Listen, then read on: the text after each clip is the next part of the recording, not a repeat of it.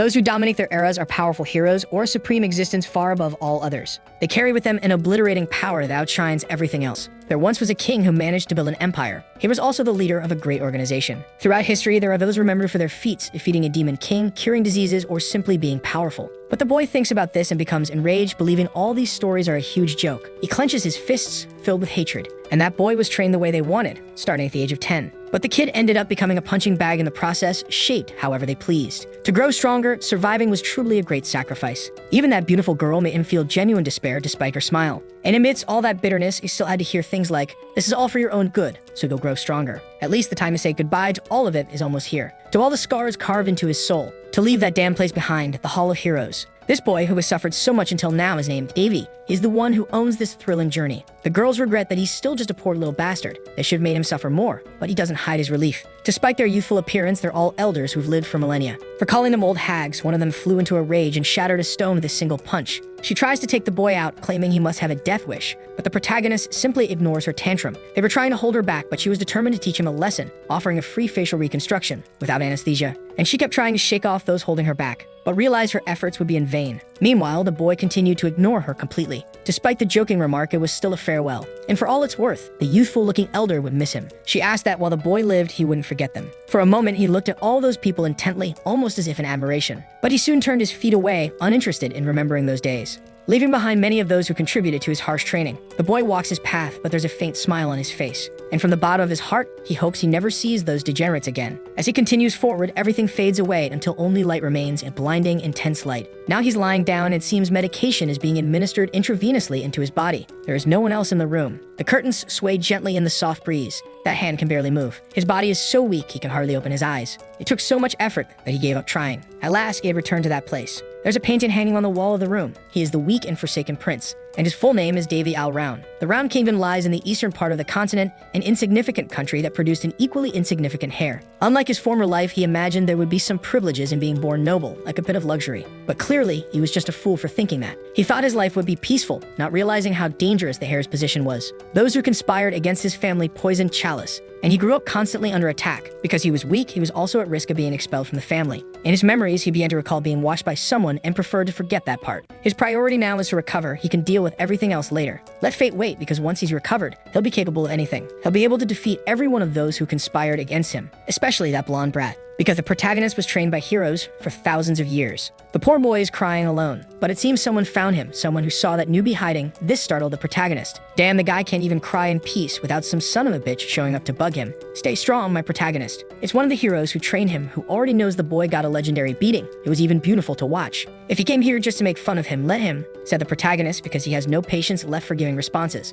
They were the ones who welcomed him warmly, only to ignore him later once they realized he was weak and useless. The truth is, he felt very uncomfortable with it, but since he was weak, he had to endure everything in silence. And now he's there, visibly upset. He didn't go to that place by his own will and doesn't even really know what he's supposed to do. The hero tried to comfort the boy, saying those people are egocentric and that none of it is his fault, because he doesn't know what it means to be a hero, and the real hero there said that the answer to that question is what everyone is searching for. So it's time for the newbie to cheer up a bit, he said while grabbing him by the shoulders, because he decided he would help him find his own answer. After all, they had become family, but the protagonist disagrees with that statement. He doesn't even know these people yet. The hero in front of him is named Hercules, and he's a survival expert. From that point on, he would dedicate himself to training the boy's weak body. The news did make the protagonist very happy, since he suspects the process might be painful and downright awful. Hercules said they needed to get along, but the protagonist, desperate, said he hadn't even given his consent yet. That was just a dream filled with his old memories. And now he had woken up once again. He's still bedridden, receiving that intravenous medication. Apparently, it really did happen somehow. He had returned to his own world. Still lying down, he hears the door to his room open. As the person approaches, the protagonist tries to figure out how long he's been back. And during all that time, only one person has come to visit and take care of him. The same maid every single time. Of course, things would be like that. After all, he had remained in that condition for a long time. But the idea that only one person has taken care of him bothers him. It really shows that no one else cares. Still, he should be a bit more grateful. At least someone is tending to his body, which remains in this state. Opening one eye, he tries to see what's happening in his room. He tries to sit up in bed. It's still very difficult to move his body, and there are many things he needs to check right away. The first thing he does is reach for a calendar. After all,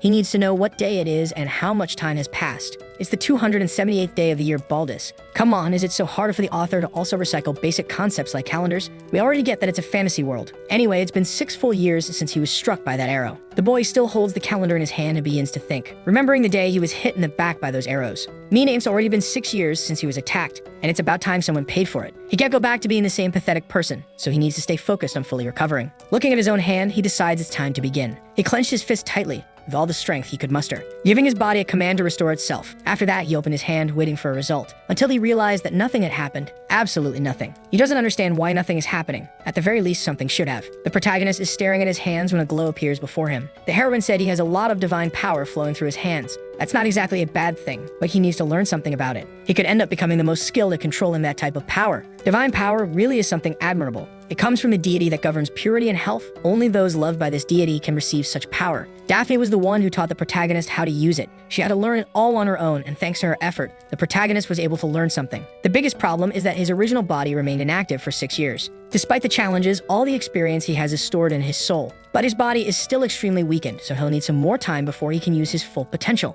Even the most basic healing ability isn't working because his body is as broken down as an old car. He tries to use healing magic over and over again. In other circumstances, he would have already given up at this point. But his determination had been refined. He even threatened his own body. It better become useful soon, or things would get complicated. After that internal dialogue, he finally managed to cast his first spell, and he couldn't afford to waste such a great opportunity, successfully healing himself with the healing magic. At last, he had the strength to stand on his own 2 feet. It's truly incredible that he actually managed to do it, because now he was able to use sacred power with his own body. The rest of his abilities will return as soon as he fully recovers his body. The first thing the boy did was walk over to the window, feeling the soft breeze brushing against his face. On top of that, the view he had of the kingdom was truly beautiful. It had been a long time since he last saw the sun. That ended up giving the protagonist a wonderful idea, now with a mischievous smile on his face. He stretched out both arms, hands wide open. With all the power he currently had, he was going to worship the sun. Before he could finish whatever he was doing, he heard a strange sound. Ceramic shattering. It was the maid who had dropped the plate, and right after, she started screaming. The boy froze, caught off guard as well. That woman was in doubt. Was it really the prince? Was he truly all right? The boy wished he hadn't been seen under those circumstances. He felt so embarrassed he wished he could go back into a coma. The news that he had woken up spread quickly. The doctor came to see him. After examining him, the doctor said it was a bit strange since the prince's condition had completely disappeared.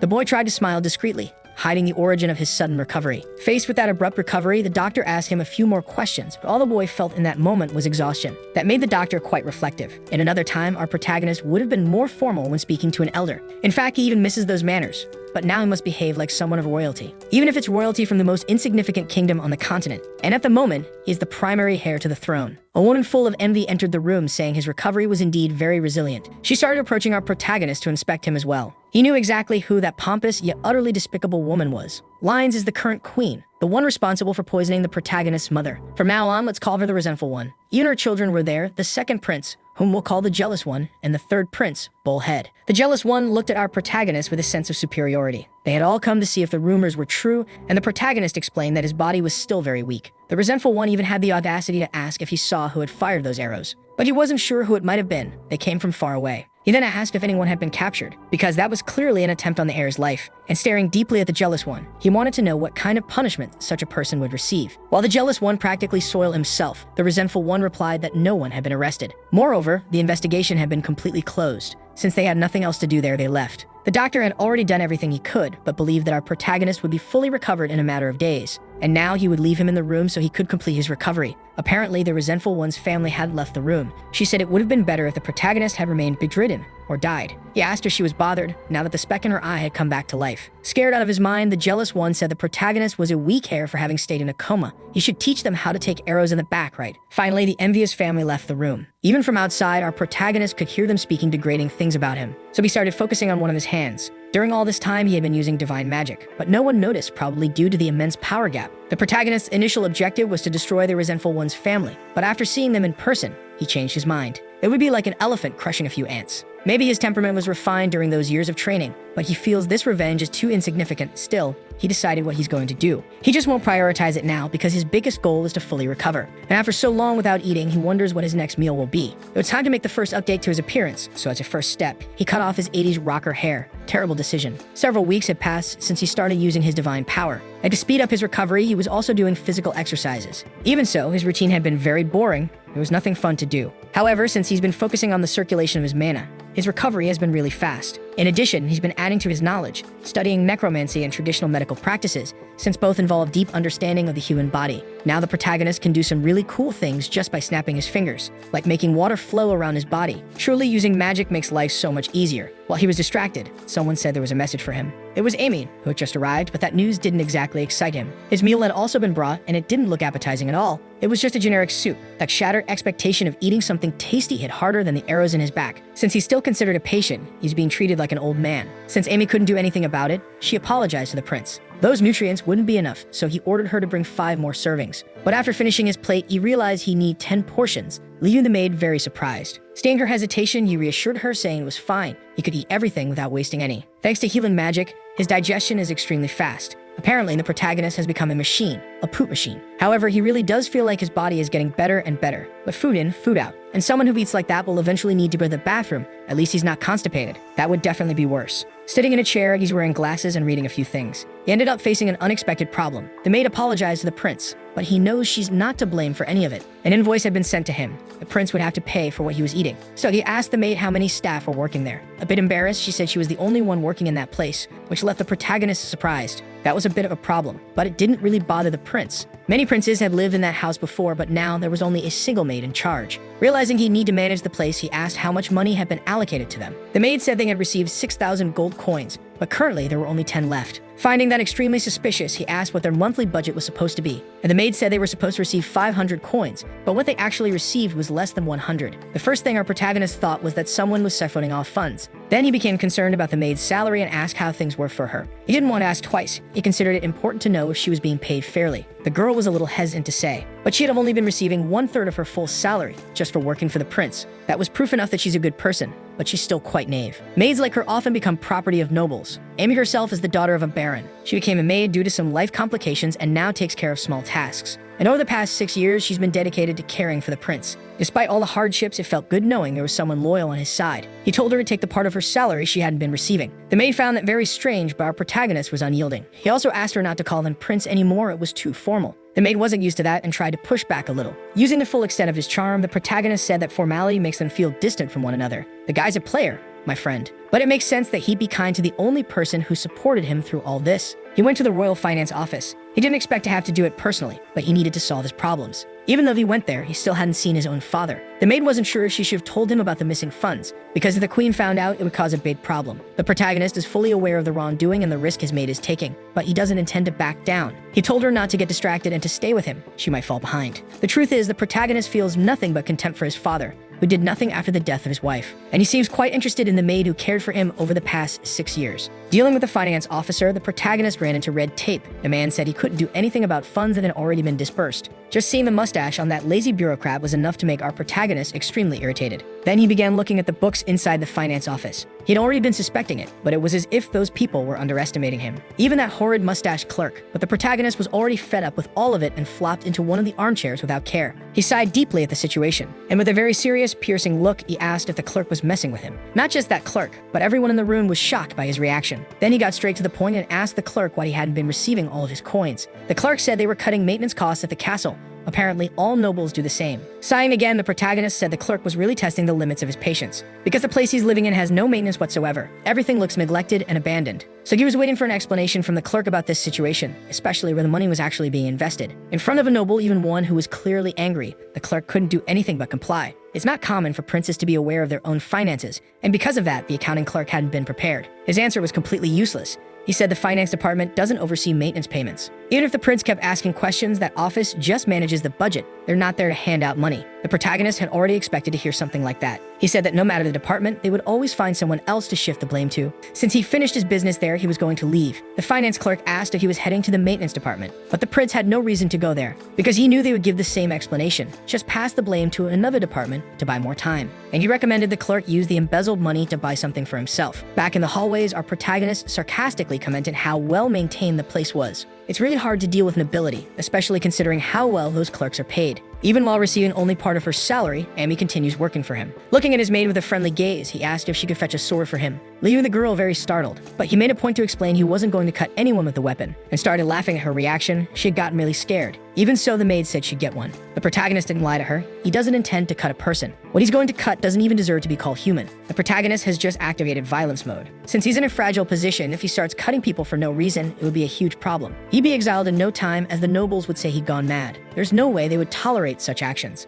But our protagonist has no intention of staying in a position of weakness before this rotten ability. After some effort, he managed to hunt a boar. Amy couldn't understand how he pulled that off, and our protagonist said he just happened to find the animal in front of the castle. That was a lie, he hunted that animal, but he's going to play weak and ask the maid to fetch a plate and a waterproofing agent if they had any. But the maid was more worried about something else, which caught the prince's interest. She said she couldn't allow the blood of an animal to touch royal hands. Furthermore, she couldn't allow him to butcher the carcass. It might result in him cutting himself. With a knife in hand, our protagonist said it was fine. No one was watching, just to make her even more concerned. He won't be able to speak to the king right now due to political scheduling, and there's not much he can do with the other departments either. The queen is doing everything she can to make his life harder, but our protagonist is a survival expert. After all, he was trained by Hercules himself, and now that boar would be his dinner. The danger it posed was nothing to him. In the room of the resentful queen, she continues fanning the bitterness of her soul. She wants to know what the prince is up to. She noticed that ever since the protagonist woke up, he's been acting very differently. According to the doctors, the prince can barely walk. It might take a whole year for him to recover. The servant said there's no reason to doubt that information. Looking firmly at the servant, the bitter queen disagreed. That servant belongs to an assassin guild, the Black Moon. And even though she's using her services, the bitter queen still feels uneasy around her. She also added that her colleagues are mediocre. As for the prince, the very son abandoned by the king, she doesn't believe anything would change, even after all these years. She believes the heir's life is in the palm of her hand. At least, that's how things should be. But the bitter queen's insecurity is growing.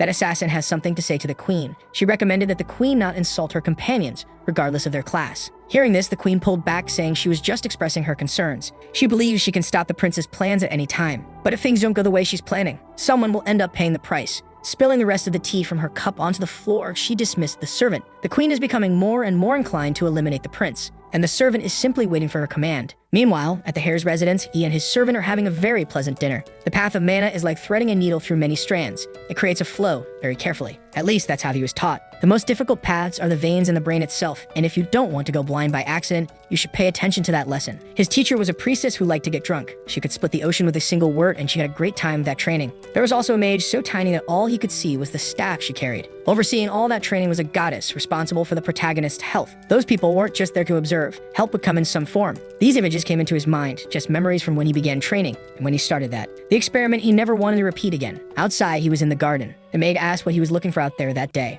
The weather was nice and pleasant, so much so that even the forest looked more elegant. Our protagonist told the maid she could leave, and if anyone came looking for him, she should be informed. But he asked her not to overwork herself with her tasks. The good thing is that she's gradually getting used to the prince's routine. She still refuses to eat a meal with him, but she's much more at ease than before, helping him to enjoy peaceful days while he finishes his recovery. Sitting in the middle of the garden, our protagonist is preparing to begin the process. Concentrating his magic, a mana field appeared around his body. Within this field, small yellow energy spheres began to form, until they started orbiting the protagonist's body and he remained deeply focused. In that process, he's absorbing mana from nature itself. This technique is called mana breathing. He learned it from the god of mages, Odin himself. There's a limit to how much mana a body can store, which is why this training must be done daily. The miraculous part of this technique is that it allows progress that would take months to be achieved in just days. If the kingdom learned this technique, it would cause a revolution. But our protagonist has no intention of sharing that knowledge, especially because this isn't something easily achieved. He remains seated on the grass, feeling the breeze flow across his body, fully aware that there's an intruder nearby watching him. His curiosity about the intruder's identity grows. But one thing he's sure of, it must be the queen's doing. And to avoid problems, he pretends he hasn't noticed anything, because it's still advantageous for him to be seen as a foolish and weak prince. Thanks to his mana distortion field, he's able to train peacefully, and now he can store even more mana. But there's one problem. He's getting closer and closer to the moment when he'll have to do that. That damn mana circle. Priests can't use magic and mages can't use sacred power. And necromancy is a technique neither of them can wield. But as you probably noticed by now, the protagonist can use all three powers, thanks to the efforts of those two crazy teachers and those degenerate researchers. Just thinking about the process makes the protagonist feel nauseous. Ordinary mages draw a mana circle in their hearts so they can control their own mana. Unfortunately, that method prevents them from using sacred power and necromancy. And if he tried to force it, the protagonist could end up destroying his own heart. That's why he has a circle made especially for him. Its name is the artery circle. By focusing on the arteries of his body, he's able to create a circle that helps control the mana flow. Thus, he uses his entire body for this task, achieving incredible results. The problem is that this is practically a body modification, an extremely delicate process. A single mistake could mean death. That's exactly why our protagonist wasn't eager to go through this again. The last time he attempted it, he succeeded with only a tiny margin of error, and that was with the help of his teachers. Now needing to perform the process alone, he's unsure whether he's capable. Unexpectedly, he felt hands touching his own. Right before his eyes appeared translucent figures, yet their appearances were familiar. They were his teachers. Failing certainly wouldn't be worse than spending millennia in that temple. That was exactly the motivation he needed. Our protagonist began the process. He's forging his own magical circle. The day was ending and the maid went outside to find the prince. It was already past dinner time and the protagonist was very late. Although he occasionally delays, he never misses a meal. Now the maid faces a dilemma. He asked not to be disturbed, but perhaps he needs help. She doesn't know if she should go or not. While she remains worried, the protagonist says he had already asked her not to call him Prince. Hearing the young man's voice, she was extremely surprised. Emerging from the garden, our protagonist announces he's back. He also said she shouldn't have waited for him as he previously requested. Nevertheless, it's difficult for our protagonist to resist this woman's resilience, which means he'll have to work even harder. Without warning, he hugged her, but for God's sake, the guy can't even hug properly. He left one arm dangling awkwardly. Yet even so, the maid's face turned completely red, as if she were having a stroke. Only then did the prince apologize to her, revealing that, in fact, he's reached his absolute limit. Collapsing to the ground, utterly exhausted. Now that explains the awkward hug. After arduous training in the garden, the protagonist needs plenty of rest. Our protagonist wakes up lying in his bed, realizing he'd been worried unnecessarily. While thinking about it, he noticed something different there. Something was touching his hand. That hand belonged to Amy. She had ended up sleeping beside him. Getting up, he remembered he fainted the previous day, which probably worried her greatly. And the task he was so hesitant to complete was performed perfectly. Now he has those 3 powers running through his veins. Besides the unusual circle, there's a special effect. The breeze entering from the window woke the maid. She saw the prince looking outside. The special effect is the total absence of limitations. Moving a single finger, he can cast entire spells. Noticing that the girl had woken up, he quickly wished her a good morning. After that fateful day, 5 months had passed. Amy became increasingly cheerful, mentioning she found some herbs in the garden. The protagonist isn't that surprised, since he's very satisfied with their current meals. On the other hand, the maid is extremely grateful. Exactly 3 months ago, their lives had become much easier since someone started leaving meat and vegetables at their doorstep. Initially, he suspected it could be one of the queen's tricks, but soon dismissed that possibility. Thus, another person was helping the prince, but the protagonist couldn't figure out who it was. But he is capable of using magic, and he senses a presence every time. Using mana to discover where that person comes from is a simple task. While considering this, his senses picked up something else. Some people are approaching his house. Knowing this, the prince started moving. Amy was still saying they no longer have problems with food, and the prince instructed her to organize things. But the girl didn't understand that command until our protagonist clarified that guests would arrive soon. He's curious to see who these people are. A small group presented themselves. Surely they must be informants sent by the queen. They came here to assess the prince's health. He observes those men with a calm expression, knowing they don't grasp the full truth. He wanted to know what the priest thought about his condition. He asked if he'd get better soon, and the priest said his condition was fragile. It would be very risky to use sacred power on the prince's body. He should be grateful for what he's capable of doing right now, but the prince knows that priest was talking a bunch of nonsense. He didn't even use a healing spell, denying the vow he made to the goddess herself just to obey the queen. It's truly frustrating. The protagonist thinks the priest should stop trying to sound virtuous. He's not refusing to heal because he can't, but because he won't. He asked a few technical questions to the priest, all while thinking that his body is already nearing the end of its recovery. Responding to the prince, the priest said the boy speaks about things he cannot comprehend. Sacred power is something exclusive to priests, and the prince talks about it as if he understands it well. You should stop being so arrogant. With a provoking smile, the priest was about to make a mocking comment. He then compared the protagonist to one of the queen's sons. Amy scolded the priest, saying he was in the presence of the prince and should watch his words. He didn't like being corrected by a servant and tried to strike her as a form of discipline. The prince saw all of it, and he didn't like it one bit. The priest began boasting about having done something honorable, correcting a potential problem for the prince. He also said that woman didn't seem like much, and held her face in his hands, while thinking awful things about her. He said the woman had a beautiful smile, and our protagonist was holding himself back from cutting off his head right then and there. The priest said that since he came all the way here, the servant should at least escort him to the exit. He would see the prince again in 15 days. Our protagonist asked Amy to escort the priest to the exit. She wasn't very happy with that command, and the priest clearly had something malicious in mind. The prince pretended to ignore the man's ill intentions. Finally, they reached the gate. The priest told the maid to remember his words. She should come alone at night, and that the prince's life was in his hands. That priest didn't care in the slightest about what he was doing, because even though the prince was of noble blood, he was still a weak and sickly hair. The protagonist was feeling a strange sensation in his body, like he was growing colder and colder. He couldn't quite explain what he was feeling. Maybe he was just extremely angry. But he spent too much time in the Temple of Heroes to describe such a feeling in simple terms. He was taught that one is less than an animal if they can't control their emotions. But with a sword in hand, his thoughts were very different. The priests grew concerned as he approached. They didn't know he was the prince. Controlling one's rage can serve as a compass to lead toward your goals. If laziness is the key to progress, then rage is the driving force that gets things done. Those two priests were lying on the ground, likely no longer alive. Their leader continued threatening the maid, making it clear he could kill the prince. He said the prince's life was so insignificant that his death would bring great joy to the queen, and that there was no one in the kingdom on the prince's side. Not only that, there was no one with the authority to punish him, since that priest acted as the hands and feet of the queen. The protagonist waited for the speech to end and said it was very good, because he too needed an excuse to give. He then swung his sword at that priest. The man fell to the ground, completely at the mercy of the prince. Our protagonist asked his servant what the penalty was for blaspheming against the royal family. The priest didn't expect that to happen, thinking the prince was still bedridden. Our protagonist knew he was also curious about how the prince could even move his body. That's why the priest was at such a low level. They never needed that kind of mediocre power. So he asked his servant once again, reinforcing that he had already told her not to make him repeat himself. She knew exactly what the penalty was for that kind of crime. Immediate execution, and that's exactly what happened to the priest, whose head now hung from his neck. Blood dripped to the floor. The priest was in extreme agony. He said the queen would never let it end like this. The protagonist heard those words and gave a faint smile. He thanked the man for the warning, but promised him one thing. Those who stand against the prince will fall as well. And with that, he finished severing the head of that fool. In the queen's hall, she said the prince was insane, because he had executed someone very important, a disciple from the Holy Land. But the prince said that man attempted to take his life, and he simply enforced the laws of the land. The bitter queen was absolutely furious. She tried to strike the protagonist, who found the situation amusing. While he was in a coma, the kingdom's laws weren't nearly as harsh, not even enough to investigate what had happened to him. The prince said that even after all that, the king remained silent, and all he had done was punish someone who had blasphemed against the royal family. It made no sense for the victim to be punished for his own actions. He asked the queen when exactly the royal family became inferior to low-ranking disciples. The bitter queen didn't like that provocation, because the prince had just diminished the value of her followers.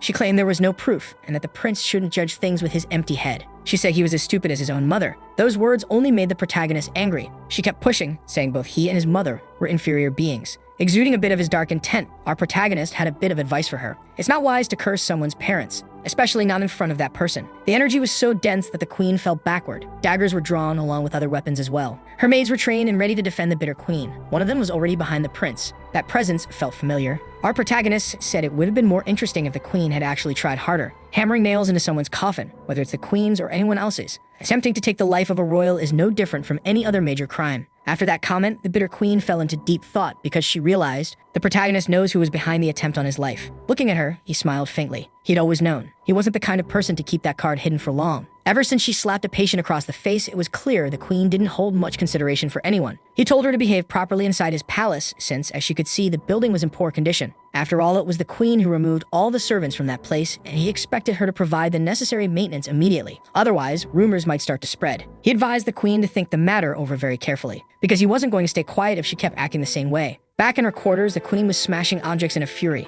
Her maid stood by, waiting for her to calm down. But the bitter queen hated being looked down upon by a half-blood. It filled her with a rage beyond normal. And so she began plotting against our protagonist. Since he seemed so eager to accelerate his own death, she would gladly help with that. He had no idea who he was dealing with. At the castle, people were talking. The rumors were true. Rumors about the prince, who, after waking from his coma, seemed to have had his mind altered. Amy, passing by, ended up overhearing those things. After the events with the priest and the queen, everything happened just as planned. Gossip was spreading about the prince, claiming he had completely lost his mind. Since many in the palace support the queen, his reputation was being rapidly destroyed. With joy in her eyes, Amy asked the prince to come see what had arrived. They had received even more. He said he didn't need all those medicinal herbs, but Amy was deeply thankful for the donations. There must be someone who truly understands the prince's good intentions. He asked his maid if his personality seemed that good to her. Overflowing with enthusiasm, she couldn't deny that she really did see him as exceptional. Our protagonist found it strange how she remained so optimistic, even after he had killed someone right before her eyes. She truly was an incredible person, hard to find. While they were together, a man approached, politely asking for their attention.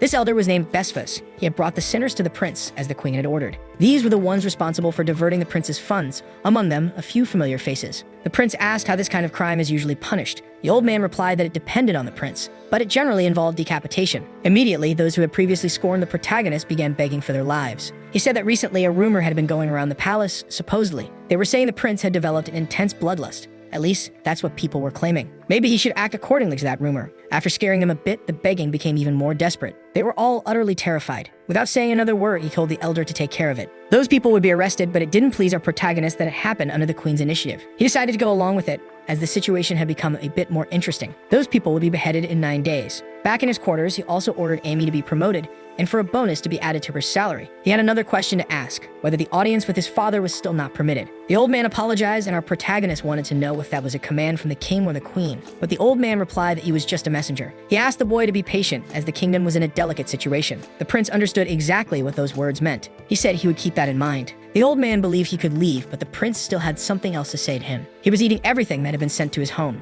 However, it wasn't necessary for the old man to keep sending medicinal herbs, and since things had changed, there was no need to send food either. The old man began to smile. He said he didn't know what the prince was talking about, but it seemed like he had been blessed. He said the prince would soon be receiving guests and needed to go. Our protagonist was surprised at how much the old man knew about the palace. He then began to wonder about the old man's nature, because he had played the fool even though all the evidence was right there. Besfus is the head of all those who serve the king. When he was younger, the protagonist used to see him often. He hadn't expected the old man to be on his side. Then he remembered something the old man had said, that the prince would have visitors soon. And so it happened. Amy had a message for the prince. She told him that the fourth and second princes were there. The two rushed toward the protagonist like wild animals, throwing themselves at him. The little one is named Winley. She is the second princess. Because she knocked over our protagonist, she became very worried, wanting to know if he didn't know who she was, since he wouldn't use mana to spy on his maid. The other person said the girl should have been more careful. That boy is named Barris, and he had already been wanting to meet the prince. The king and the protagonist's father is a man addicted to love. At the moment, he has 3 wives. The queen and 2 concubines, Alice and Anisha. Alice is aligned with the queen's intentions, while Anisha chose to remain neutral, staying distant from the other wives.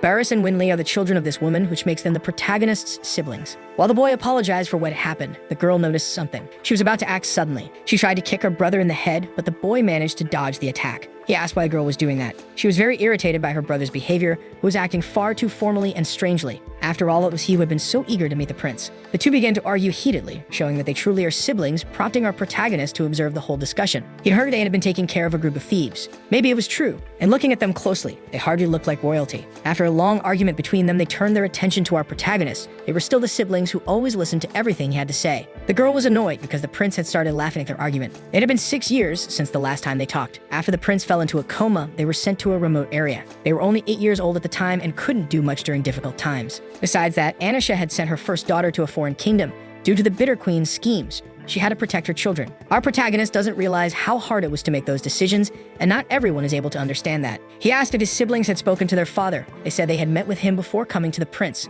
Our protagonist wanted to know how the king was doing. The brother said he seemed a little tired, and the girl noticed that he still hadn't seen his father. Our protagonist knows it might be difficult, but he'll be able to meet him soon. On the way to the prince's residence, they saw something that needed to be said. The condition of that place was truly pitiful. He said some people had been embezzling the budget, but those people had already been captured. Hearing this, his brother became very upset. He couldn't accept that something like this had been done to his sibling. It was unacceptable that money had been stolen from a sick person. They were going to speak to the king, but our protagonist asked them not to tire themselves with that. His brother looked like he was about to take action, but he suddenly stopped after realizing what he had heard from the prince. The protagonist seemed quite calm and stated he would take care of his own matters. The reunion with his siblings made him happier. He hadn't realized there were so many people on his side, though maybe it was just his imagination. He continued chatting casually with his siblings, and it seems the girl has some potential for magic. And once again, they went back to discussing trivial matters. His brother also has a talent for swordsmanship. Despite their frequent arguments, they are gifted. After hearing those words, he learned about a swordsmanship competition, which left his siblings worried. They didn't want the prince to learn about that information, not like this, and now they were arguing again. Then the young man composed himself again, presenting a small envelope to the prince.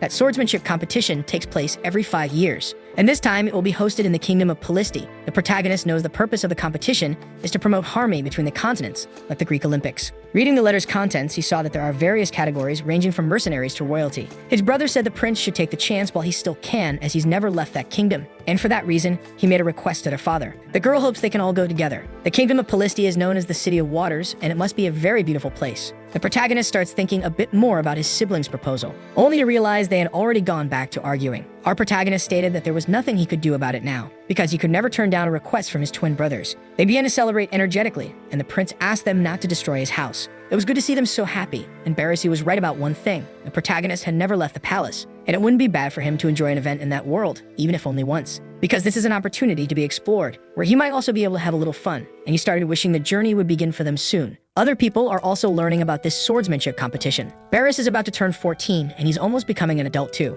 They know the twins must be talking to the prince right now, but the elder asked them not to worry as the prince is becoming an exemplary person. He's calm and gifted with great perception, and the elder was very surprised to see how much he had changed. To the mysterious man, the elder's judgment was more than enough. and the one who seems to be the love-addicted king finds this situation a bit sad. A photo of the former queen had been placed on the furniture. The protagonist looked at his mother's photo with great joy. Until now, he had been ignoring the state the palace was in. Thanks to the elders' help, the building was restored very quickly. Amy also appreciated the renovation. She couldn't believe the day had finally come, and the protagonist noticed her interest was a bit too peculiar. Maybe he had pressured her too much, but Amy was happy that things were going well. Then they asked the prince if he was ready, because the time for the journey was drawing near. Our protagonist asked Amy to take care of that bottle for him. Now they were ready to depart. They're heading toward the kingdom of Polisti, the City of Waters. This competition is an event that draws the world's attention and holds great influence. Since his brother is going to compete, the prince was able to go with him even though he's supposedly ill. If Barris performs well in the competition, the jealous prince's reputation will take a hit. The queen agreed to let the concubine's son participate, as if she were confident he would fail. It's as if she were planning to sabotage him somehow. The king also attended the event and is being welcomed as a dignitary. That was the first time the protagonist had seen the king since he woke up. It's as if for the past 6 months,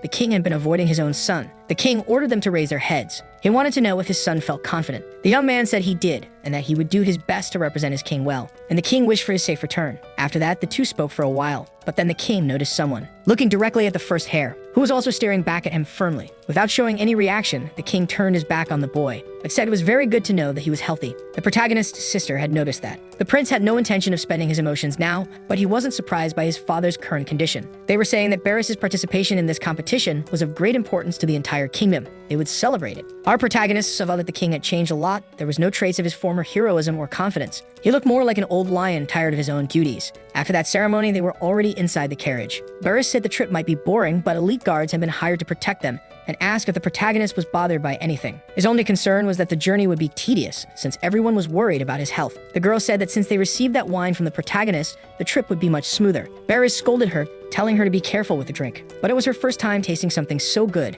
and she asked where the protagonist had gotten it. He didn't even know because that bottle had been left by his mother. His siblings were worried about consuming something so precious, but the protagonist didn't care because it was made to be enjoyed, and they should do so on a special day like that one. They realized the prince had changed a lot. He used to be very protective of the things his mother left behind. Our protagonist didn't expect them to have such good memories. Either way, they went back to celebrating, and so the carriage continued toward its destination. At night, they stopped to camp and would continue the journey at sunrise. The trip would last one more day. Barris was worried about the prince, since it was his first time camping. He said he was fine and asked where Winley was. He was told she had gone for a walk. Apparently, she had drunk quite a bit. Our protagonist apologized for the wine. Then they remembered that the protagonist used to say he wanted to camp like that, and they were doing their best to keep the stop brief, so they wouldn't put too much strain on the prince's body. The whole journey was being handled more cautiously as he was being treated like a patient. Our protagonist realized that some things change with time, while others remained just as they've always been, and he was grateful to be with his siblings. Then he said goodnight to the boy who was heading to his cabin. Amy asked if the prince wasn't going to rest as well, but he was entertained looking at the sky. The moon was more beautiful than usual. With the branch in hand, he began making a few movements. He said it was the perfect opportunity to make his return, and asked what Amy thought of that. Pointing to the sky, he said the red moon is called Cyrus and the blue one is Creas. That's what the guard said. The red one begins to shine as the blue one fades.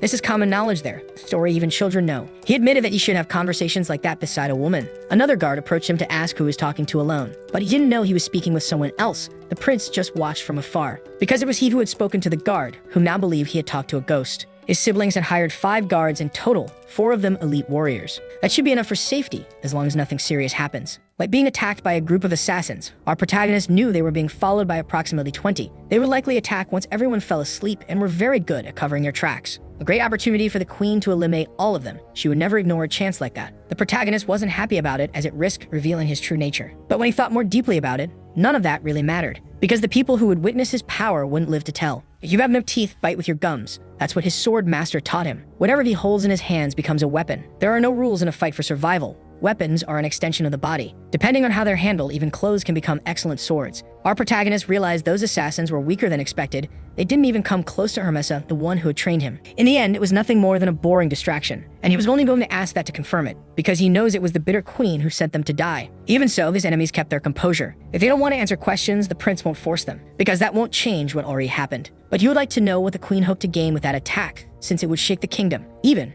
she would have a hard time with that. It's as if there's a hidden reason behind her confidence in launching such an attack. Our protagonist proceeds to dismantle his aggressors. He noticed that some of them hadn't fled yet. Apparently, he didn't understand the seriousness of the situation. He ordered that a message be sent to the queen. He will destroy everything she has, even if she stops bothering him. The assassins hesitated for a moment, but knowing they would be executed, they fled the area, leaving the prince completely alone. The boy had a smile on his face. and asked if the assassins were running just because he gave the order. He said it was nothing more than a cheap provocation. Using a secret technique, he executed the last ones still alive, and began mocking their intelligence, which had fallen for that setup. The most important trait for an assassin is patience. If there's no one left to witness it, it's an assassination, so they should remember that. As he said those words, 2 other assassins tried to attack him, but it was useless to try and strike the protagonist from behind. The problem is, one of them really did try to escape, while the others tried to buy a little time. But the protagonist finished them off effortlessly. He said his enemies weren't worth more than the branch he used as a weapon. He pointed his finger toward a spot deep in the forest. His vision had locked onto an object. He had prepared it as soon as he learned about the ambush.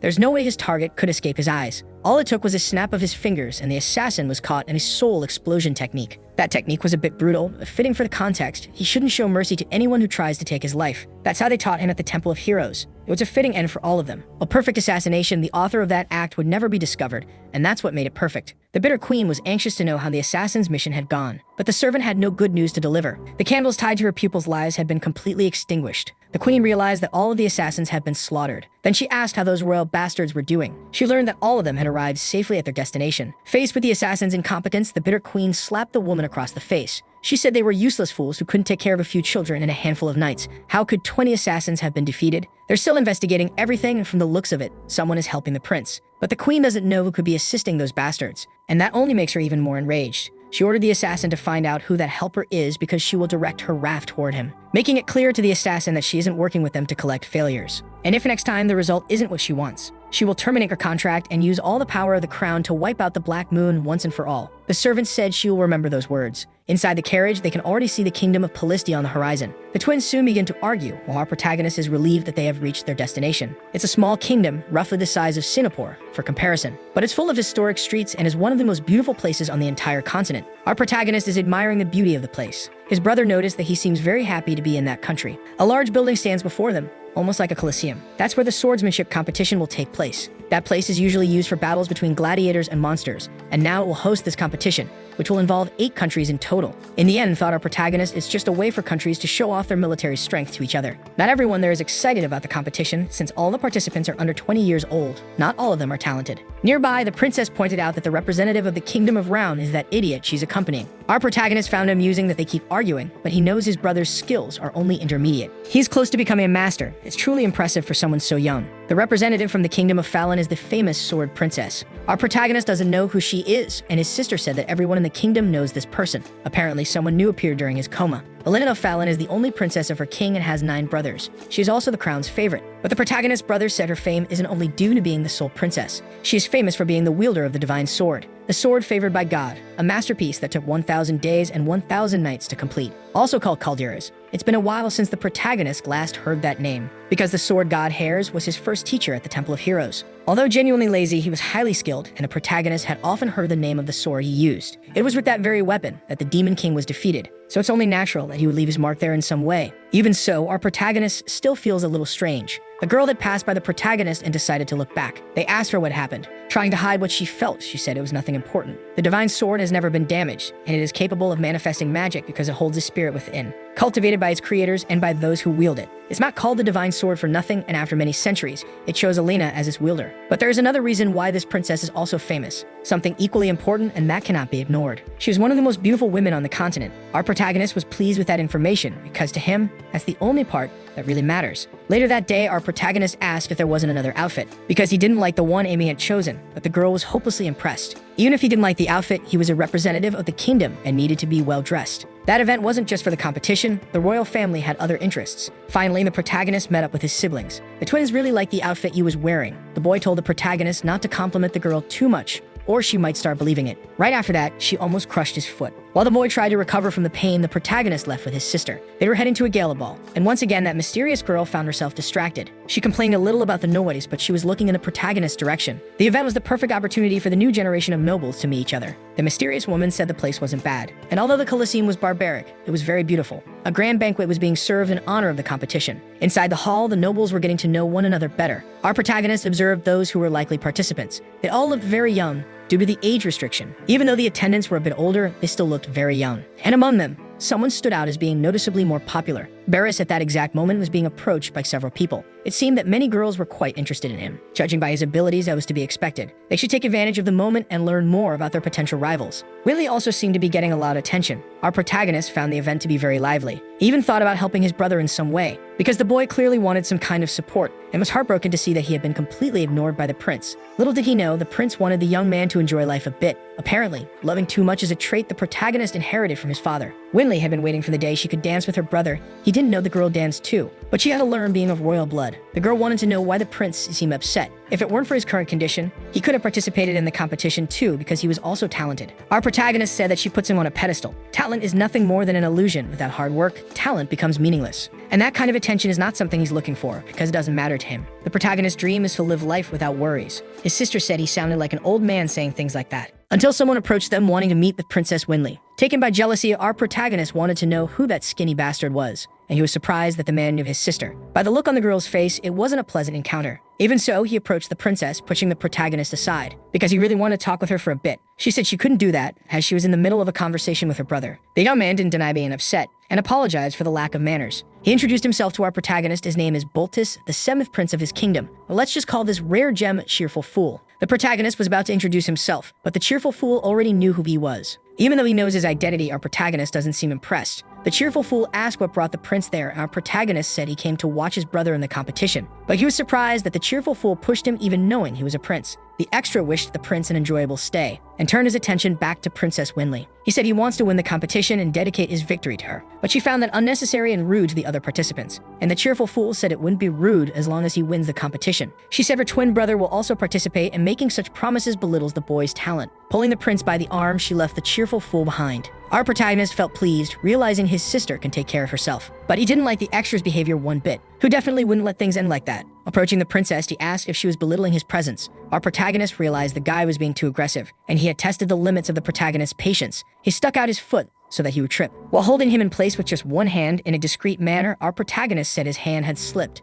and warned the Cheerful Fool not to lay a hand on his precious sister. He should consider himself lucky for leaving without any broken bones, since that would ruin his participation in the competition. But the Cheerful Fool was even more outraged at being humiliated. He clenched his fists and slapped the protagonist's face with a glove. At first, he was confused by the gesture, but he was being challenged to a duel by the Cheerful Fool, who clearly hadn't been humiliated enough. His sister tried to step in, and the Cheerful Fool told her to stay out of it, because he had to do this for his honor as a knight. But a woman said he was just making a scene in that place. Everyone knew who that blonde was. She had seen it all happen and had a question for the Cheerful Fool. And to the protagonist's complete surprise, she asked whether the Cheerful Fool had the right to reclaim the honor he lost. She was Haris, the sword goddess Haris, hero of a fallen empire, who became one of the great powers of that continent. It said she was the original wielder of the sword Caldaris and creator of a lost swordsmanship technique called Claymore. Those who mastered that technique could create tsunamis with the swing of their blades, and our protagonist quickly thought she might be Haris. But in fact, she is Princess Ileana of the Fallen Empire. Her appearance started to cause a bit of a stir. Our protagonist was also quite shaken. He was amazed that the princess looked so much like Haris,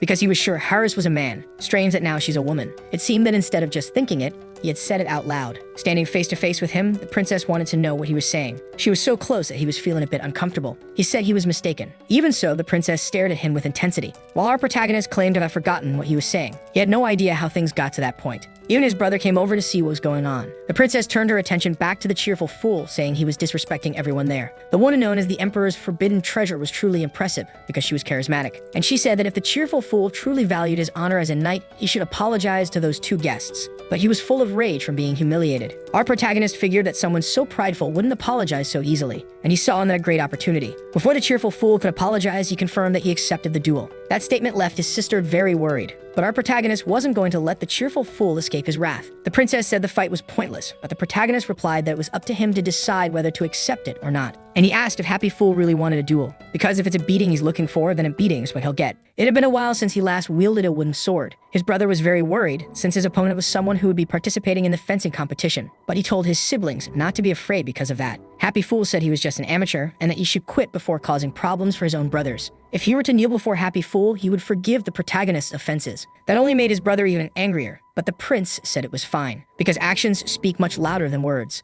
and he asked if Happy Fool agreed with him. The extra said that if he lost, he would kneel and admit defeat. Given that promise, our protagonist warned him not to regret it later. Finally, the two could begin their fight. Our protagonist was thinking about the best way to handle the situation, because he was still acting like someone who had been in a coma for 6 years, and he didn't want to show his full potential there. Maintaining a completely carefree posture, Happy Fool asked if he was scared. He had been waiting for the prince to make the first move, and he had just wasted a great opportunity. Soon, an excellent idea formed in our protagonist's mind. He said he wouldn't hold back in that fight, charging fiercely at Happy Fool. The boy was surprised by the speed, and saw the protagonist's sword being handled with great mastery. Deliberately, he dropped a weapon. Happy Fool thought he had found an opening to counterattack, but was struck before he could even realize it. The lights were on, but no one was home. Happy Fool lost consciousness for a moment. His sword flew through the air, while the protagonist acted like a fool, pretending not to know what had happened, and asked if Happy Fool had really been hit by that, asking why he allowed himself to be struck first. The other nobles noticed he was being humiliated and that there was a clear gap in their skill levels. That only fueled the extra's fury even more, and he wanted to take the protagonist to life. Smiling, he said that with Happy Fool's skill level, taking the life might be a little impossible. They continued to exchange several sword blows. The fight was more difficult than Happy Fool had expected. He was being pressured non-stop. He noticed the protagonist's stance was terrible, and he could barely control his own strength. Even so, it was still incredibly difficult. He believed he wouldn't allow himself to be defeated, as he was too proud. The problem was that Happy Fool was skilled with the sword and knew his own limits. Realizing that the protagonist was about to land a brutal blow, the hit landed and he couldn't understand why it had happened. The nobles in the hall watched the unexpected result of that duel. Happy Fool was on the ground, apparently defeated, and our protagonist apologized for hitting him once again. Happy Fool still wasn't tired of being humiliated. He believed he could provide a little more entertainment, but he started to hear what the nobles were saying. The so-called prodigy had already been hit 3 times. Maybe he wasn't as talented as the rumors claimed. Filled with rage, he punched the ground, saying the nobles didn't know anything. Even so, he didn't have the courage to stand up again. Our protagonist knew that Happy Fool was completely blinded by anger, and that's why he had learned that fencing technique. The correct name of the technique was Drunken Sword. As the name suggests, it's as if the user were drunk. It was invented by the biggest drunk among all heroes, the great, the idolized, the most brilliant Dako Jun. And the sword god found that technique very interesting because it was unpredictable and dangerous. That's why the protagonist ended up learning it. Watching the boy learn it, its creator realized just how dangerous it really was and started laughing at his own conclusion. The sword god warned that the technique shouldn't be used carelessly, only against those who truly deserve to be buried. The protagonist needed to have some awareness. Even the creators of that technique regarded it as a serious taboo, perhaps because it was too powerful and because of its unpredictability. None of those factors were the real reason behind the concern. It was how the style was deeply tied to deception and manipulation of the opponent. The goal of the style wasn't to protect someone, nor to take lives, but simply to humiliate the opponent in front of everyone. Despite that intention, the style is incredibly effective. The only problem is that the opponent ends up being heavily provoked in the process. Once again, with great skill, our protagonist made the cheerful fool fall to the ground. The larger the audience, the more effective this technique is. Exactly like what's happening now. Our protagonist said he doesn't know if he's just lucky or if his opponent is truly that bad. He's thoroughly enjoying the moment since that style of fencing suits him very well. The princess continues to observe the match closely until the cheerful fool's sword began to glow. His eyes looked threatening. He had already lost himself through his own rage. He declared he would end the protagonist's life immediately. The match suddenly became much more dangerous. That was a spirit's sword, and the protagonist's siblings were frightened. But the cheerful fool said it was too late for regrets. Our protagonist knows that if any more coincidences happen, he'll start raising suspicion. On top of that, he feels a cold gaze watching him at all times. The cheerful fool managed to get close to the prince. He thought he had caught the boy off guard. He aimed to strike his head with the tip of his blade, but it didn't go as he expected. He couldn't understand what was happening. Only then did he realize the protagonist had dodged it. He kept staring at the protagonist, still not understanding what was going on. Our protagonist managed to intertwine his leg with the cheerful fool's, and things began to turn upside down. The poor boy tried to recover from the fall. The cheerful fool tried to say it was completely useless, but was taken by surprise by the wooden sword. Our protagonist started complaining about back pain. He said he had lost his balance and fallen on his own. The nobles didn't understand what had just happened either. However, the cheerful fool had been disarmed, and it looked like he had lost that duel. The nobles were disappointed with the cheerful fool's performance, but impressed by what the protagonist had shown. They knew the boy had been in a coma for several years, and he said he was just very lucky in that duel. They even joked that he must have used up all his luck in that moment. The cheerful fool still hadn't gathered the courage to stand up, and the princess was observing everything that had happened. That really was quite a show, but she wasn't pleased. She considered the whole thing nonsense and was leaving the hall. Too bad for her if she has pity for a bum. The cheerful fool had it coming. The servants tried to stop the princess from leaving. Our protagonist, addicted to love, thought the princess was very cold, and that only made her more interesting to him. Already in the carriage, he was being scolded for his reckless behavior. Thanks to that duel, he had caused quite a scene. He tried to reassure his brothers, saying that in the end, everything had worked out. But the boy warned that the protagonist was lucky. His opponent might have a poor attitude, but his skills were supposed to be decent. He had seen a display of those skills when they first met. Since then, he hadn't stopped chasing the princess, who finds the guy quite annoying. In the end, the protagonist's plan had gone smoothly. His brothers asked what plan, but he changed the subject. And his brother insisted he was just lucky, hoping it wouldn't happen again. But the boy couldn't finish his sentence because the protagonist was crushing his hand. He asked where the prince got that absurd strength from, and the prince asked not to be treated like a patient, but he promised to follow his younger brother's advice. Eventually, the truth about the protagonist will come out. The princess is also very relieved and happy that her brother proved to be amazing, that he managed to catch the cheerful fool off guard a few times. And indeed, that clown never expected to be defeated so thoroughly. To close the evening, fireworks lit up the sky. But among the crowd, one person remained extremely angry, a cheerful fool who wouldn't stop breaking furniture. The servants tried to calm him down, but their efforts were completely useless. He couldn't believe he had been humiliated like that in front of everyone. The boy is so full of himself that he believes there are very few things in the world he can't have. And you began to think about the princess of the kingdom of Round. The truth is that he has another kind of interest in her. He chose her as a fiancée because her future brother-in-law is skilled with the sword. After speaking with the queen, he believed the marriage would really happen. But after what he did, things became much more complicated. Completely devastated, he ordered the servants not to approach him, and continued tossing furniture through the air, proving he's a complete emotional wreck, someone worthy of pity. At last, his body was exhausted after the long humiliation.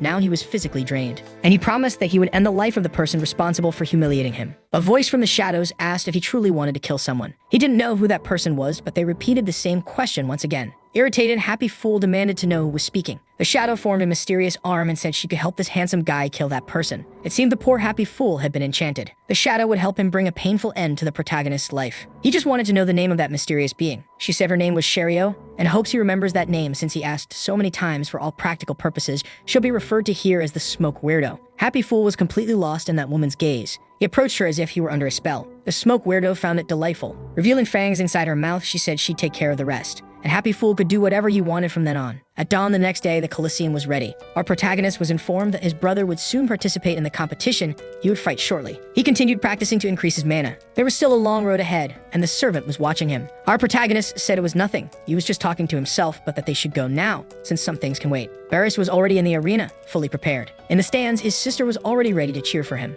Inside one of the Colosseum rooms was a thoughtful person. It was Happy Fool himself, and there was a sinister smile on his face. It seemed he wanted to be humiliated once again. The crowd appeared to be very interested in the start of the competition, and inside the arena, a contestant was introducing himself. Our protagonist noticed that the audience seemed very engaged. He didn't want to watch amateur matches and arrived just before his brother's fight, saying he woke up feeling a bit off. His sister had already saved him a seat in the shade. She asked if his health had improved. She assumed it was because he had overexerted himself the day before, but he couldn't tell her the truth, that he had a case of explosive diarrhea. He still gets sick because he hasn't fully mastered his mana.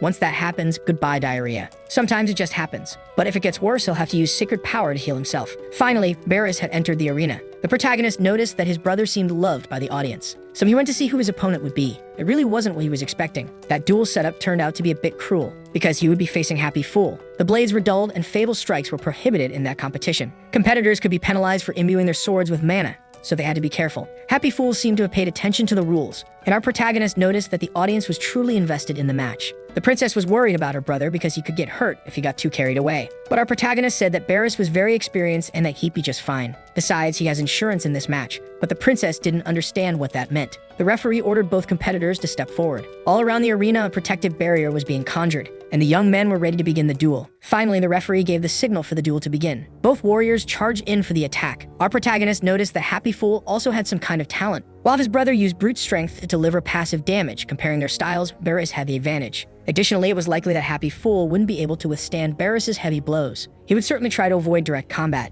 but something unexpected was happening. Happy Fool had a smug smile on his face. He had managed to block the first attack, and now he began to pressure the protagonist's brother. The audience was enjoying it as the warriors fought fiercely. While the crowd was in awe, our protagonist sensed that something was off. Happy Fool's progress had been far too quick. From one day to the next, he had improved a lot. Using all that power would push him to his limit sooner or later. From his grip on the sword, the protagonist was able to sense other things. It was all very strange, and he was feeling something off about that fight. On top of that, he had never seen his brother move so quickly in battle. It was possible that he was improving right there during the duel. Watching his brother's progress made the protagonist want to train as well, because it was very pleasant to see that his brother had gotten better. When he was younger, he wanted to become a knight. Maybe that's why he invited the prince to the competition, to show him how much he had improved over the years. And now it's clear that he's put a lot of effort and dedication into it. What can't be explained is the progress of the cheerful fool. He couldn't have mastered that sword technique in such a short time. It's as if he were a completely different person. Not to mention the strange feeling the protagonist has, which is also dangerous. He stood up suddenly, startling his sister. As if he had sensed that something was about to happen, Barris is fighting very well. He hadn't expected the cheerful fool to resist his sword techniques,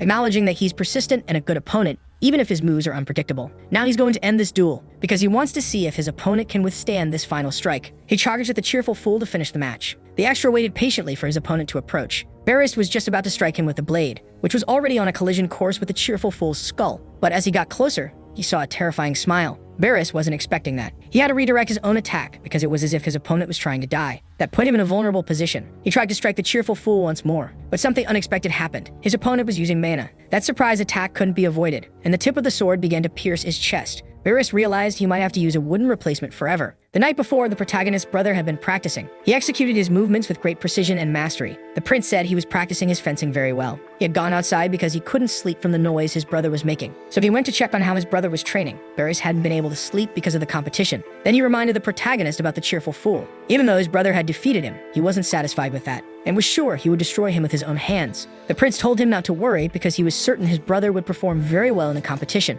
While he was training, he started reading a book. His brother's posture was smooth and clean, with an honest and equally smooth mana flow. He began to wonder if he should help him a little. That method would certainly cause a stir if revealed, but the protagonist wouldn't hesitate to teach his own brother. Barris felt something approaching, but it was only the hands of our protagonist. He said he was just going to give him a massage. He asked him to close his eyes and relax during it. Without him realizing it, the protagonist was manipulating his mana channels. That would definitely cause a little pain. Barris soon felt the pain in the massage. Masking what was really happening, our protagonist said his brother was very tense. The massage was so painful that the boy wanted it to be over quickly, but the protagonist warned it wasn't finished yet. He was stimulating his brother's mana with his own, which forced that reaction. It might seem simple, but this method is completely unknown in that world. He mentioned to his brother that he knows a place where people give amazing massages, striking the boy's back with an open palm while saying something in another language. Barris became curious about those words, without realizing what was really going on. A hand strike was the closing move of the entire process. The boy collapsed to the ground, completely exhausted, while his brother felt fulfilled. Because he had managed to make his brother's mana flow more quickly. Maybe it wouldn't help in the next day's battle,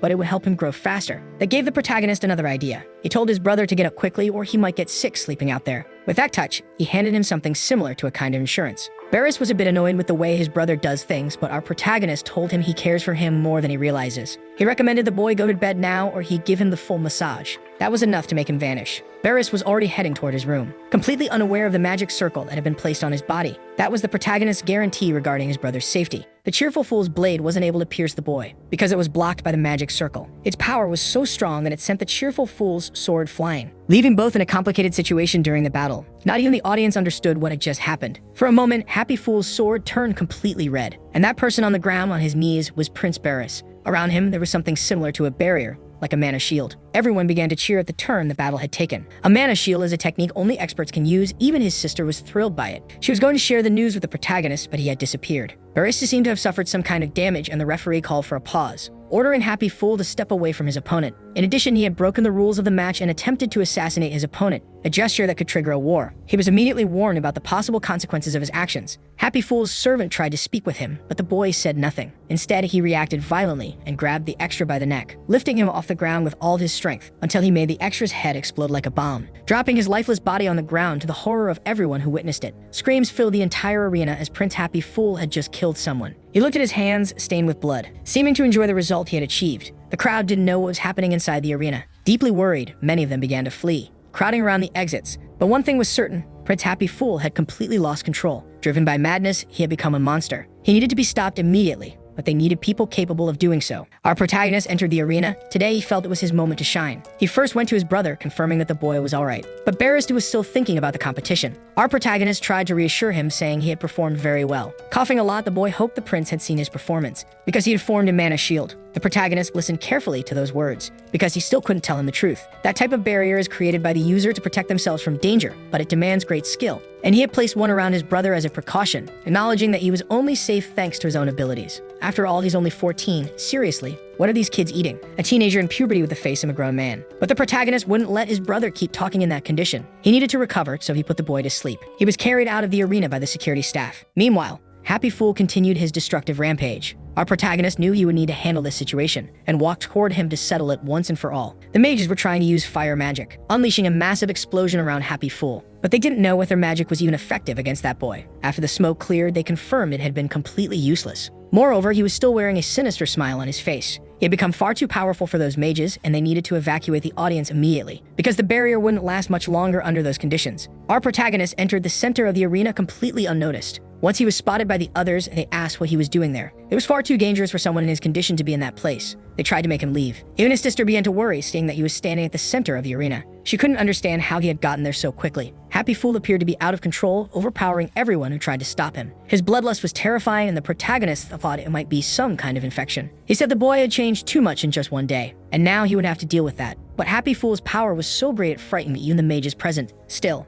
they wouldn't let him get near the prince, but their efforts were useless. They were defeated in front of the protagonist, who could have saved them but remained completely still, because he was waiting for Happy Fool to approach. But he was caught off guard by his sister's voice, who, unaware of how powerful her brother truly was since he keeps secrets, had put herself in extreme danger. Our foolish protagonist looked back, realizing the situation could get even worse, and he once again felt the threatening presence of Happy Fool. If things got worse, his sister's life could be at risk. As he hesitated to think and act, someone grabbed him by the collar. And throwing him aside, she ordered him to get out of the way. Our protagonist didn't imagine that more people thought he was too slow. Standing before his eyes was Princess Elena. Several soldiers had already been completely defeated, but the princess was different from them on a completely overwhelming level. The cheerful fool turned his attention to this woman, who already had her sword prepared to finish him off. Determined to end it quickly, she began concentrating her mana, executing a devastating blow to the cheerful fool's body. The boy seemed to feel the impact, and the wave of destruction spread across the arena. Still lying on the ground, the protagonist watched this woman. While his sister asked if he was okay, he felt like his chance had been stolen right from his hands. The princess was waiting to see the result of her strike. She kept staring firmly in the direction of her enemy, and was immediately surprised by what her eyes were seeing, because the cheerful fool remained in one solid piece. Had only made him even more enraged,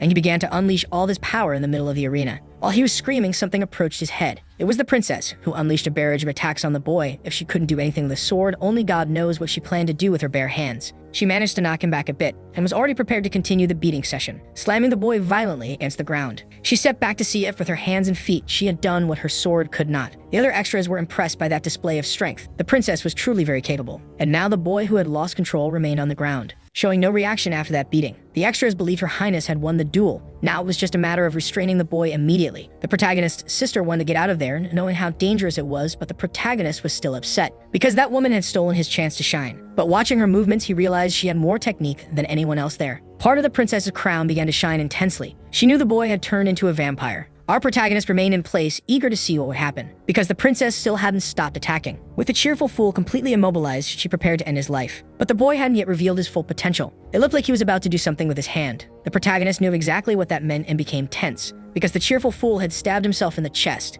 Even the princess was shocked by what was happening before her eyes. Even after that wound, the boy kept smiling, because he was using a secret technique of the bloodsuckers. A thick red mist began to form. It was so dense and vast that it filled the entire Colosseum. Our protagonist had to help his own sister. That mist had harmful effects on people, and the girl was already starting to lose consciousness. But our protagonist said everything would be fine and that she didn't need to worry, because that mist was nothing. The girl looked at her brother, who really seemed very calm. He asked her to rest a little now. After she wakes up from this dream, everything will have returned to normal. He waited patiently for the girl to fall asleep. Now he could focus on what really matters. He needed to work with that energy immediately. If he didn't control the necromancer's energy, it would mix with the others, and that would be a problem. The energy was screaming, saying it was fed up with this. After it connected with his own mana, that power became its own being, and he had 3 powers in total, each with his own personality. The necromancer's is basically a psychopath, very useful in battle. Normal mana is a Tsundir, difficult at first, but soon proves useful and reliable. Of all of them, the most insubordinate is the sacred power. It has no interest in listening to its wielder and is the laziest of them all. If he doesn't make a fuss about the situation, he won't be able to do anything. A glow began to appear before his eyes.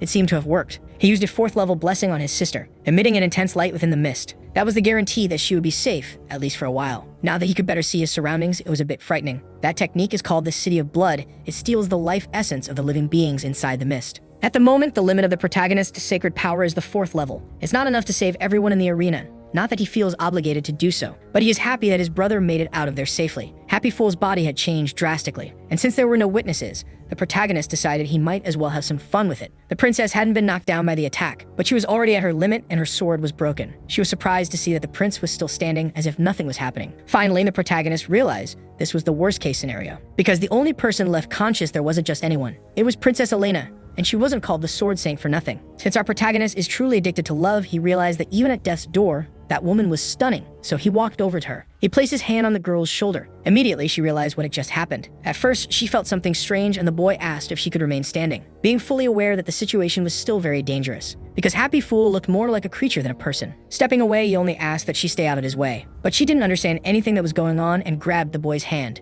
because she couldn't comprehend how he was still completely unharmed. The protagonist looked at her and said nothing. He thought she would be able to understand the situation they were in, but it really was complicated. He had been in a coma for 6 years, got out of bed just months ago, and now he was standing there so casually. Shrugging, he said he didn't know how to explain it either, completely ignoring the truth. Since he was going to be her savior, he just hoped the princess wouldn't end up hating him too much. But the girl was stubborn and told him to get out of there, because this wasn't a challenge he would be able to overcome. Our love-addicted protagonist noticed she was kind of short. The princess said he got lucky at the banquet, but the situation now was different, because this was the work of the nobles of the night, ancient demons and bloodsuckers, known as vampires. The prince remained completely unfazed. He wasn't impressed by any of it. And the princess said that someone who can't sense mana would be torn to pieces, so he better run while he still could. Our protagonist didn't believe the creature would let him leave, but the princess said she would do her best to prevent any fatalities. He watched the princess maintain her stance even though she was afraid. In fact, she might really be reliable. Unlike the previous day, her posture now seemed sincere, as if she were facing an enemy from a previous life. That's why there was so much determination in that woman. Small drops of water were falling, and the princess was walking through the castle's corridors.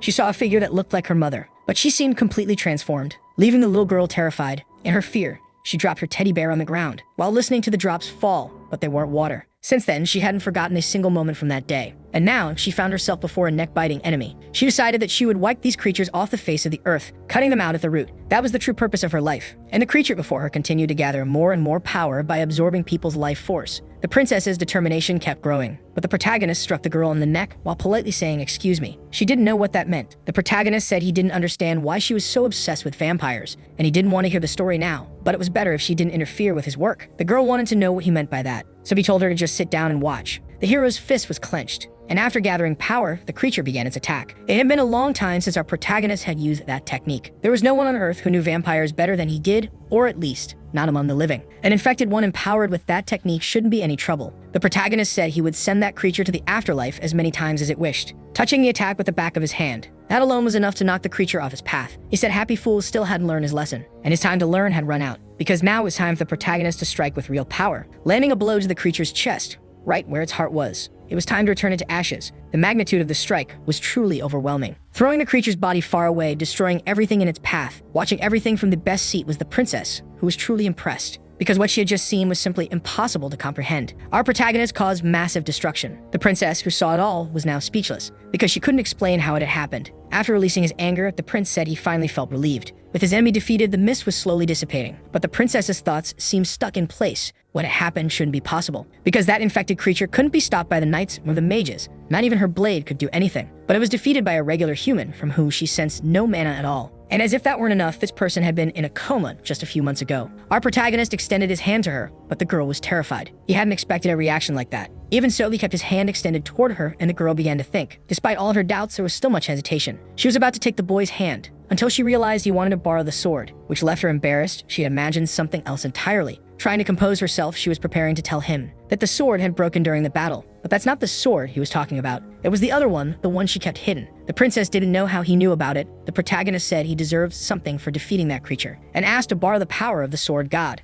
It had been forged by a god to be used in defense of humanity. In this god's hands, ordinary minerals became precious items and trash became treasure. 12 famous swords were scattered across the continent, considered national treasures. Of all his masterpieces, one received a name. This is the sword called Calderis, which means White Guardian. This artifact is far beyond the others, for it was made especially for his friend Haris, the sword god. This item possesses an ego, a consciousness of its own, able to use its power however it wants in theory. That sounds amazing. But since our protagonist knows the truth, he already knows what to expect from this personality. It's definitely not much different than what he's used to. The sword didn't like being held by him at all. His personality caused a sharp pain in his head. As expected, it's a bit rude, and he told the sword he wasn't deaf. The item was impressed that it had been heard. Our protagonist said a sword that can vibrate must be quite sassy, and asked it to cooperate with him from now on. But the princess wanted her sword back, and when she tried to grab it again, she accidentally struck the protagonist with her body. He said that if they kept acting like that, the sword's wielder was going to die. Almost out of strength, since it was the sword that was keeping her standing. She remained conscious, and the protagonist acknowledged the princess's tenacity. She was truly talented. Her opponent had been strong, and it's very important to know your own limits. The sword threatened the boy, telling him not to do anything to the princess, and he said he wouldn't. But he caused an intense glow to appear in his hand, turning that light into a new shape, and a brilliant flash shone across the arena, because the sword had been summoned, and now it was in the protagonist's hands. Patiently, he began to analyze the item. It really was a finely crafted weapon. The sword didn't understand how its power was being used, since not even its contracted owner had been able to do that. Our protagonist noted that it was a very noisy sword. All it had to do was give him its power. He'd take care of the rest. The sword expressed interest in this mysterious person and asked who the protagonist was. Before answering, he was already using the sword's full power, calling down a bolt of lightning from the heavens to strike his target, demonstrating that the sword was truly an incredible item. Our protagonist wanted to know how long his enemy planned to stay hidden, because it was time to reveal their appearance. That strike caused a small tear to appear in the air. Our protagonist had been expecting a vampire. He just hadn't expected one at such a high level. At last, the woman was revealing her silhouette. She was the weird one from the mist. The protagonist wanted to know if they had already met before. She had come because her servant had been defeated, and she didn't expect that to happen at the hands of this young man. Our protagonist says she was very strong and asked her to come down, because he had something to show her. Looking up is straining your neck, and from that angle, you can see her panties. They're dark, but very pretty. That irritated the smoke-weird girl. The protagonist already knows where this is going. Sending an attack her way, he demanded that she come to him immediately. The woman stood atop the statue. Even if the vampires are defeated, the relationship between the nations might still sour. Ignoring the woman's speech, our protagonist said that if she showed up, it's because she believes she can beat him. She might be clever, but he's trying to find the right words to say this. It's time for her to stop deluding herself. The weirdo believes he's ignoring what's really happening, and she began gathering even more energy in one of her hands, sending an attack toward the protagonist. It looked a lot like a whip. Proving to be a devastating weapon, it destroyed a large part of the arena. But all the protagonist had to do was dodge it. He recognized that the smoke-weird woman was really angry, but she hadn't stopped her attacks. Several red flashes appeared, and they started heading toward the protagonist. Those were blades extremely dangerous. Our protagonist dodged them with ease, until he noticed he was being followed by a few of them, which made it necessary for him to put real effort into evading, performing multiple acrobatics throughout the arena, until he decided to use his sword, completely destroying the approaching blades. That hadn't been much of a challenge. The smoke-weird woman said that even if he surpasses her expectations, he's still just a human. Our protagonist asked if she isn't the servant of a human despite being a vampire. The smoke-weird woman was deeply offended by that comment, and went back to attacking the protagonist with her whip. Vampire lords are extremely powerful. Vampires can inherit a legacy and become lords. They can be easily defeated if facing their mortal enemies, the High Elves. Otherwise, they're formidable foes for anyone. Then the mentor asked our protagonist how he would defeat a vampire. He said he'd provoke it, and then beat it until it became obedient. The mentor said that was an interesting strategy. It would work against vampires because they are proud creatures. The stronger they are, the easier it is to provoke them. That's what he learned from the god of the sword. Apparently, they trusted the princess too much. The battle continues, and our protagonist still needs to keep dodging the attacks. Gaining a bit more distance, he managed to counterattack the creature, sending 2 powerful slashes toward her. But the smoke-weird woman managed to defend using her whip. The protagonist hadn't expected her to form a barrier. He thought it was a blood barrier, and the sword. Annoy corrected him, it's a vampiric barrier. She's new, but considering her lineage, she might become a lord one day. The protagonist said they should deal with her now, but the sword wasn't sure that was possible. Faced with the sword's stance, the protagonist sarcastically asked if the blade thinks it's impossible, and the blade remained silent. The creature was getting more and more irritated. She said that the end of that human is obvious and inevitable. Even the girl who wielded the divine sword was defeated. If he wants a peaceful death, he should stand still and accept his fate. The smoke-weird woman destroyed everything with her attacks. But not only did our protagonist dodge them, he managed to get close to her, and now had a clear path to catch her by surprise with an attack. But the vampire believed the protagonist's efforts were in vain, and was already prepared to meet him with her whip. Only she wasn't fast enough, our protagonist was already behind her, asking if she had just said that the techniques of the god of the sword were useless, because she's definitely ignoring something in this fight, too focused on the princess. Now she was about to witness firsthand the true technique of the god of the sword. It seemed like the vampire had been yearning for this. It didn't even feel like training. Our protagonist had repeated the same movement thousands of times, and now he held the divine sword in his hands. He said the result of his strike wouldn't be anything cute. Finally, the vampire realized the danger was real, because she was being overwhelmed by the pressure of that attack. Her barrier couldn't withstand such force, and a massive explosion occurred from the protagonist's strike. The result was simply unbelievable. Now the protagonist understands why people use good equipment. The sword was quite pleased by the compliment. She was about to say something, and he commented that the sword talks too much. She must be excited from having been materialized after several millennia, so he asked her to calm down, and the sword wanted to know how he could wield her so easily. Besides treating her as if he had known her for a long time, the protagonist doesn't want to talk about the past right now, because he knows that not even the sword would believe he is the disciple of her first owner. The sword said the vampire's presence disappeared, but she isn't dead. Still, the protagonist won't keep looking for her. He turned his attention to that stone. The sword knows this is the city of blood. She hasn't seen one in ages, and even now it makes her feel sick. Thanks to the explosion, the mist won't keep spreading, but it will remain in this place until every person is dead. With extremely high-level magic, they can purify the place in 6 months. And the protagonist knows the worst part. Humans exposed too long will become infected. The sword knows that outside, people must be hesitating. Humans are likely desperate. She said the protagonist is very lucky. Even though he's young, he's as strong as a master. And he's not being affected by the mist. He confirmed to the sword that he is the master. But he still needs time to manifest an aura blade. He's strong because he trained in a different way. He became a master due to the millennia he spent training. That's why he's so powerful. The sword started to worry about what the boy intended to do. Sensing the protagonist's mana, the sword is now certain he's a monster. She also felt both holy power and necromancer mana. She didn't know these powers could coexist. The protagonist and that destroying common sense is his life's mission. The sword finds all of this insane,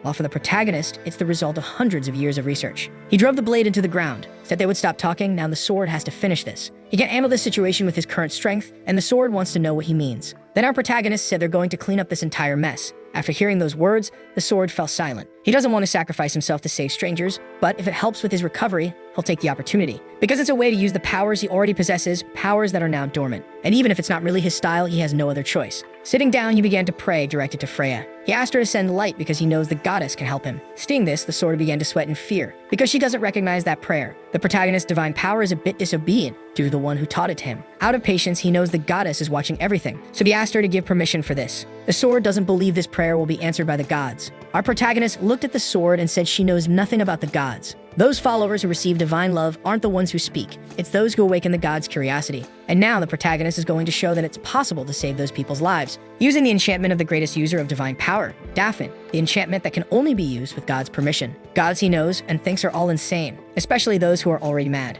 The sword realized something was happening. That sacred magic is 9th level. Its name is Divine Sanctuary, and an intense light burst forth. The sword thought our protagonist wanted to kill her, completely draining her reserves. But the boy assured her she wouldn't die. Even so, the sword remained extremely worried. But the glow of the magic was so strong that the stone began to crack. The protagonist had to remain determined and focused, because he needed to complete the entire task. The glow was already so intense that it filled the entire Colosseum. Outside, people also couldn't say what was happening, because the entire city was lit up by that glow, which slowly faded, returning to the sky. From that magic, small feathers could be seen. And now the protagonist has wings of energy. With that, there was nothing left to be done, because that stone was destroyed. That shockwave was very powerful, making the protagonist's back ache a bit. He asked if the sword was still alive, but she refused to respond. Apparently, the power was stronger than she could manage, and now she's unconscious. But the protagonist isn't much better. Falling to the ground, he said he's about to lose consciousness. That's when his eyes saw something. He sees a status window with information about himself. He told Lady Freya that this is already a bit too much. But the goddess stated that this is still nothing. It's been a long time since he last rested without any worries.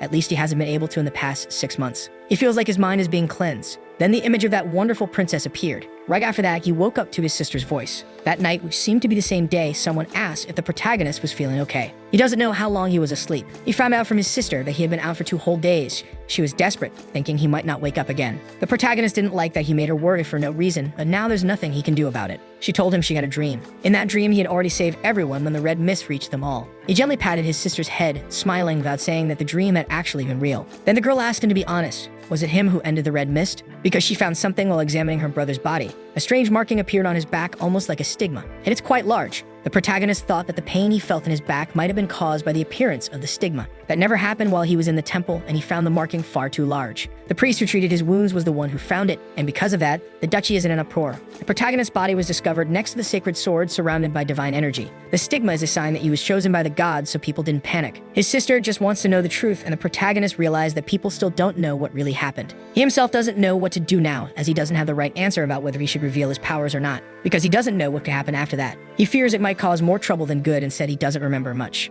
To reassure his sister, he told her that his body is no longer injured. His body is in such good condition now that it's almost a problem. Because he used that much divine energy, his sacred power increased significantly, and his mana reserve has become terrifyingly large. All of his mana reserves grew, and now he can manifest a unique aura blade. Additionally, the divine power that barely grew before is what increased the most from this battle. Now he needs more opportunities to keep growing. His sister tried to say that things are a mess, especially for his personal servant. He remembers Amy from before he lost consciousness. His sister also said that Princess Helena had been looking for him and wanted to take him to a proper doctor. Our protagonist said the girl must be tired of taking care of him and that he would like to reflect on some things alone. Before leaving, she told him not to worry about Bureyes as it had been safe all this time, and she wished her brother a peaceful rest. Now he has a better sense of how things are. He waited for his sister to walk away down the corridors and opened that peculiar window again. This really feels like a game, but he doesn't know why it only appeared now. Maybe it was because of his prayer or because he used magic that should have only been used in his astral body. All of this feels very complicated, but a mysterious voice said he seems to enjoy being able to read the minds of others. After the shock, the protagonist went silent. He doesn't know where that mysterious voice came from. He wants to know who this is, someone who hid their presence to approach him. he would find out. Hearing something from behind, the voice said it was there, until it revealed itself before him. She was shocked, as her seal had been broken unintentionally, but if it was divine will, she would accept it. Our protagonist then remembered his days of training. His mentor was painting something. The boy asked who that person was, and the mentor asked back who he thought it looked like. Looking at all the features, he thought it might be some kind of demon. But due to the beauty, she must be of some elevated species. It didn't take long for that to be confirmed, and the boy wanted to know why his mentor was painting her portrait. Besides finding her beautiful, he said she's different from all the other girls. And he had painted her portrait so many times that it's engraved in his mind. Her name is Perserk. When she still looked human, he adopted her and taught her how to wield a sword. And as the legends say, to end the Great War, he had to seal the demon lord within his sword. The lord's name was Perserk von Fallen. The boy had heard that name once before in his life, and she was surprised that a human knew her. Apparently, his eyes do not deceive him. The only problem is that she is very small. The girl warned that she doesn't like being tied up, and that our protagonist must be quite the rascal. But he said they don't know each other well enough yet to be making jokes. Though, this isn't their first time talking, so there was no need to be hostile. Our protagonist wants to know what's going on, and the Demon King said they are bound to each other. She spoke about the stigma on his back, for it is to him that her soul is now bound. That's why the size of that thing is not normal. Imagining that this stigma is the seal of a Demon King, our protagonist can't find that funny. He said none of this makes any sense. The Demon King asked if he could untie her, since she's not the type to enjoy these things. Especially not in such a vulgar position, because it's just a bit too embarrassing. Our protagonist freed the Demon King and asked why she's not inside the sword. He wanted to hear a plausible explanation, and once again she said they are bound, and then formally introduced herself to him. She is Perserk, daughter of darkness, the Demon King of the Abyss. In very old tales, she was the cause of the war between humans and demons. The divine sword Calderas was used to end that war, at least that's what everyone hears, but the soul of the Demon King was sealed in the sword. Our protagonist is trying to understand if that figure is really the Demon King, because she doesn't look like the legends say, and she noticed that our protagonist already seemed to know about her. She said that Calderas wouldn't be so cruel as to imprison the soul of a friend. If she had known this was going to happen, she wouldn't have said goodbye too. So she decided to explain things clearly to him. She was transferred to him through the stigma because of the will of the gods. Our protagonist hopes she has a better explanation than that, but if she did, she wouldn't be so frustrated. All of this happened because of the holy powers he possesses, and he should be responsible for it. The Demon King said she's interested in him because he's the second person ever to use the divine sword to its full potential. The protagonist said he only used Hara's techniques. The Demon King noticed that he speaks of this person as if he had met him, and the protagonist confirmed it's true, saying that Hara spoke of her whenever he had the chance. The girl was moved that he still remembers her. It's good to know he didn't hide that fact, but the protagonist asked her to keep it a secret, even if it makes no sense to lie to a Demon King who can see through people. She corrected one thing about that. The Demon King can't see through people, she just borrows the will of higher beings. Our protagonist asked if she's talking about the status window. To the Demon King, humans used to call that God. The boy didn't expect that those higher beings would give such a raw description of him. He wasn't expecting anything from the God who gave him divine powers. The Demon King said it's nice to meet someone different, and she hopes to explore the world with him. After living for so long, that's the only interest she has left. Our protagonist asked what he's going to gain from it,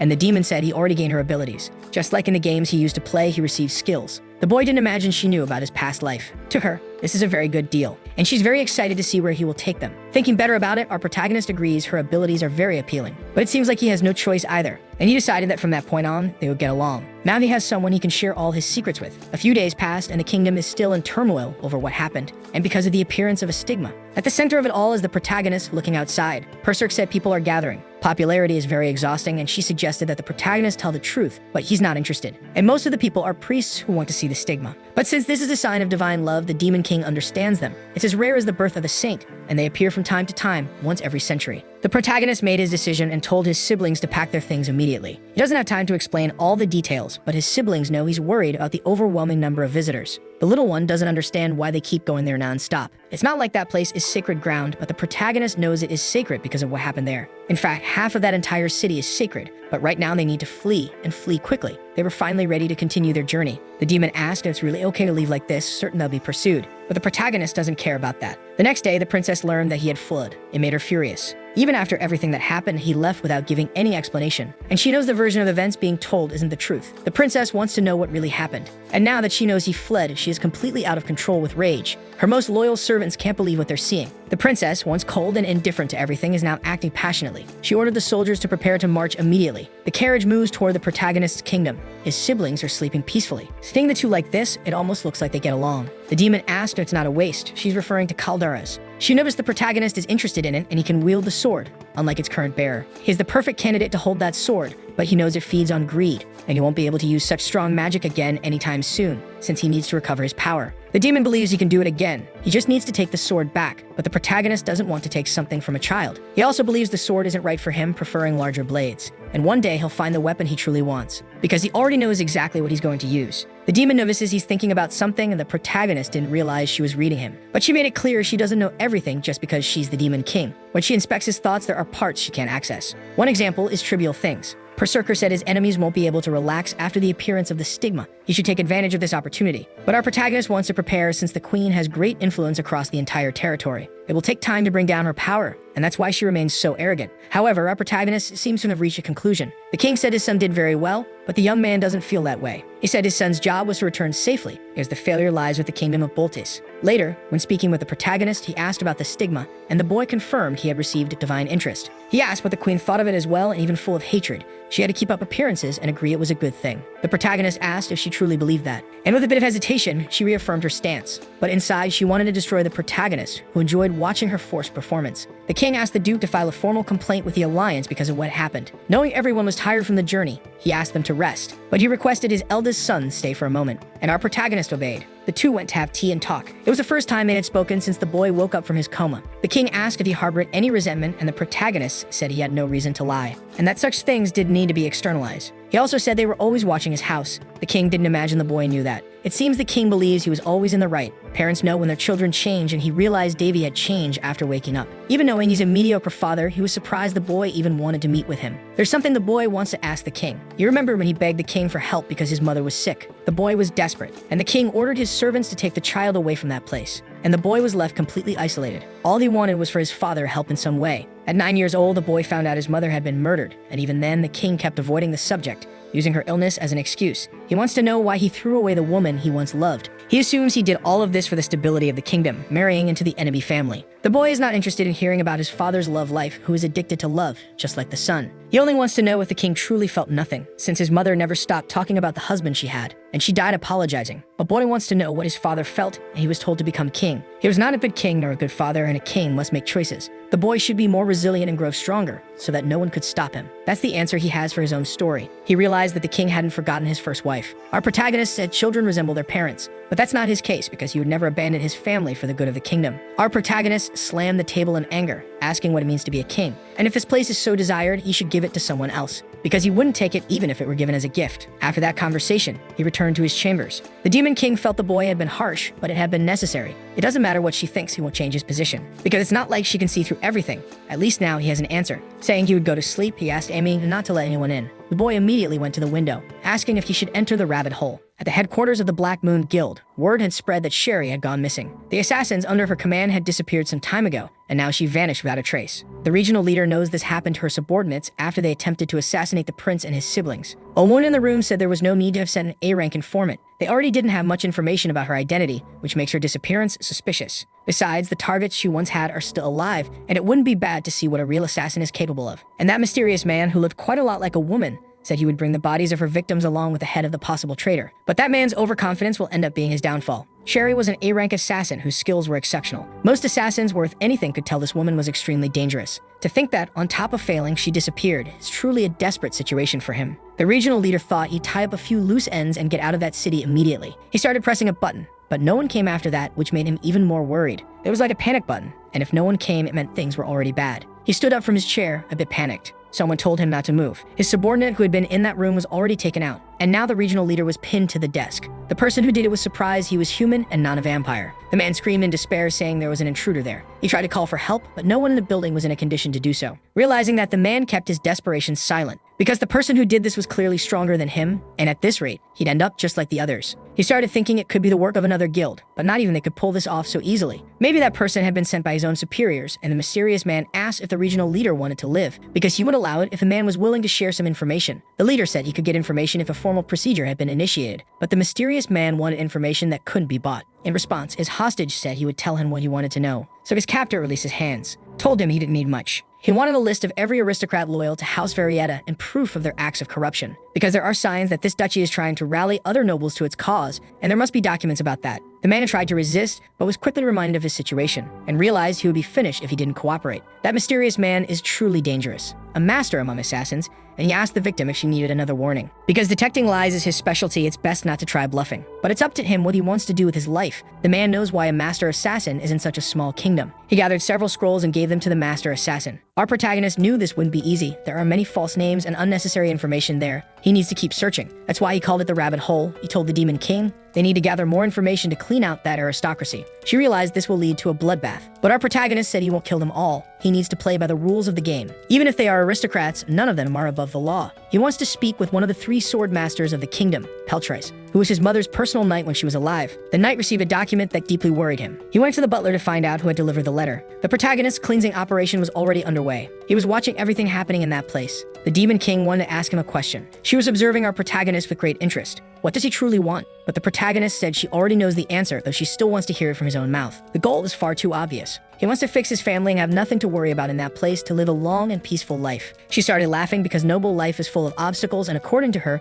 he already lives a peaceful life. He asked if he really looks like that, and she admitted he still has a lot of work to do. The kingdom needs to be strengthened. The royal family only has a small territory, and our protagonist wants to live there and enjoy a peaceful life. He'll use knowledge from his past life in that place, but the demon thinks the plan is too vague. She wants to know if he doesn't want revenge. Our protagonist explained that it's part of the process, but not his main goal, because after revenge, life still goes on. After hearing that, she suggested he inherit the throne and change the country, but a king can't live a peaceful life. Our protagonist has already reached a conclusion. He doesn't need to live in that place, but he will make sure to build something worth coming back to one day. They're telling the queen that the mark on the prince's body should be a source of pride for the whole nation, and she agrees with those words. She suggested he be given an award, a kind of reward. He had already received a piece of land before, and she suggested he be sent there so he could contribute even more to the kingdom. Some nobles thought it was very strange that she praised the first prince. All of that is nothing more than a grand performance, and she hates having to bow to it. The assassination plan failed, and her best tool has disappeared. The king had returned without the stigma. She could have finished him off.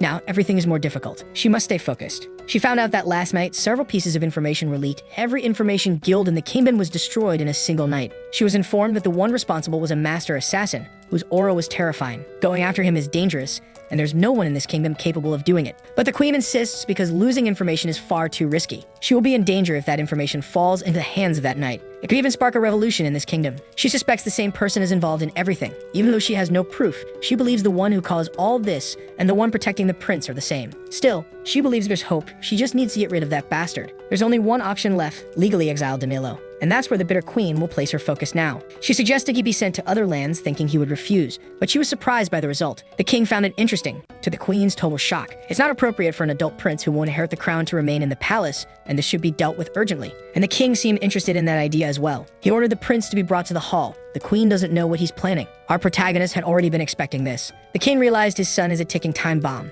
so he wants to get him out of the palace as soon as possible. He should go and cultivate the land he received, so that his existence may shine in some way. The protagonist will follow these orders. The demon king noticed the king is afraid of what his son might do. Even if things hadn't reached that point, he would have done it anyway. Because what he had to do in that place was already fulfilled, he didn't need to stay in the palace. Everything is happening according to the protagonist's plans. He said he would leave as soon as he was ready. The demon king noticed that the king's heart is not at peace, since many lives could be lost in this process. But our protagonist doesn't care. The country needs to go through a reform before the next king ascends the throne. He doesn't want Barris to have to deal with that mess, and this is an interesting opportunity to deal with his enemies. After the announcement, he went outside. His brothers are already looking for him. They want to know why he's leaving and what this is all about. They want to speak with the king to get him to change his mind, but our protagonist just wants to leave. He asked his brothers to trust the decisions he's making. Even so, they're full of concern because he's going to the Heinz territory. If he were in trouble, he should talk to them. They would go help him. Even if it's a wasteland, it's still a place where people live. He would make the place prosperous and is already looking forward to having his brothers visit it. Back at his palace, he called for Amy. He asked her to gather all documents related to the land they're going to. She asked if there was any specific document, but our protagonist wants access to everything.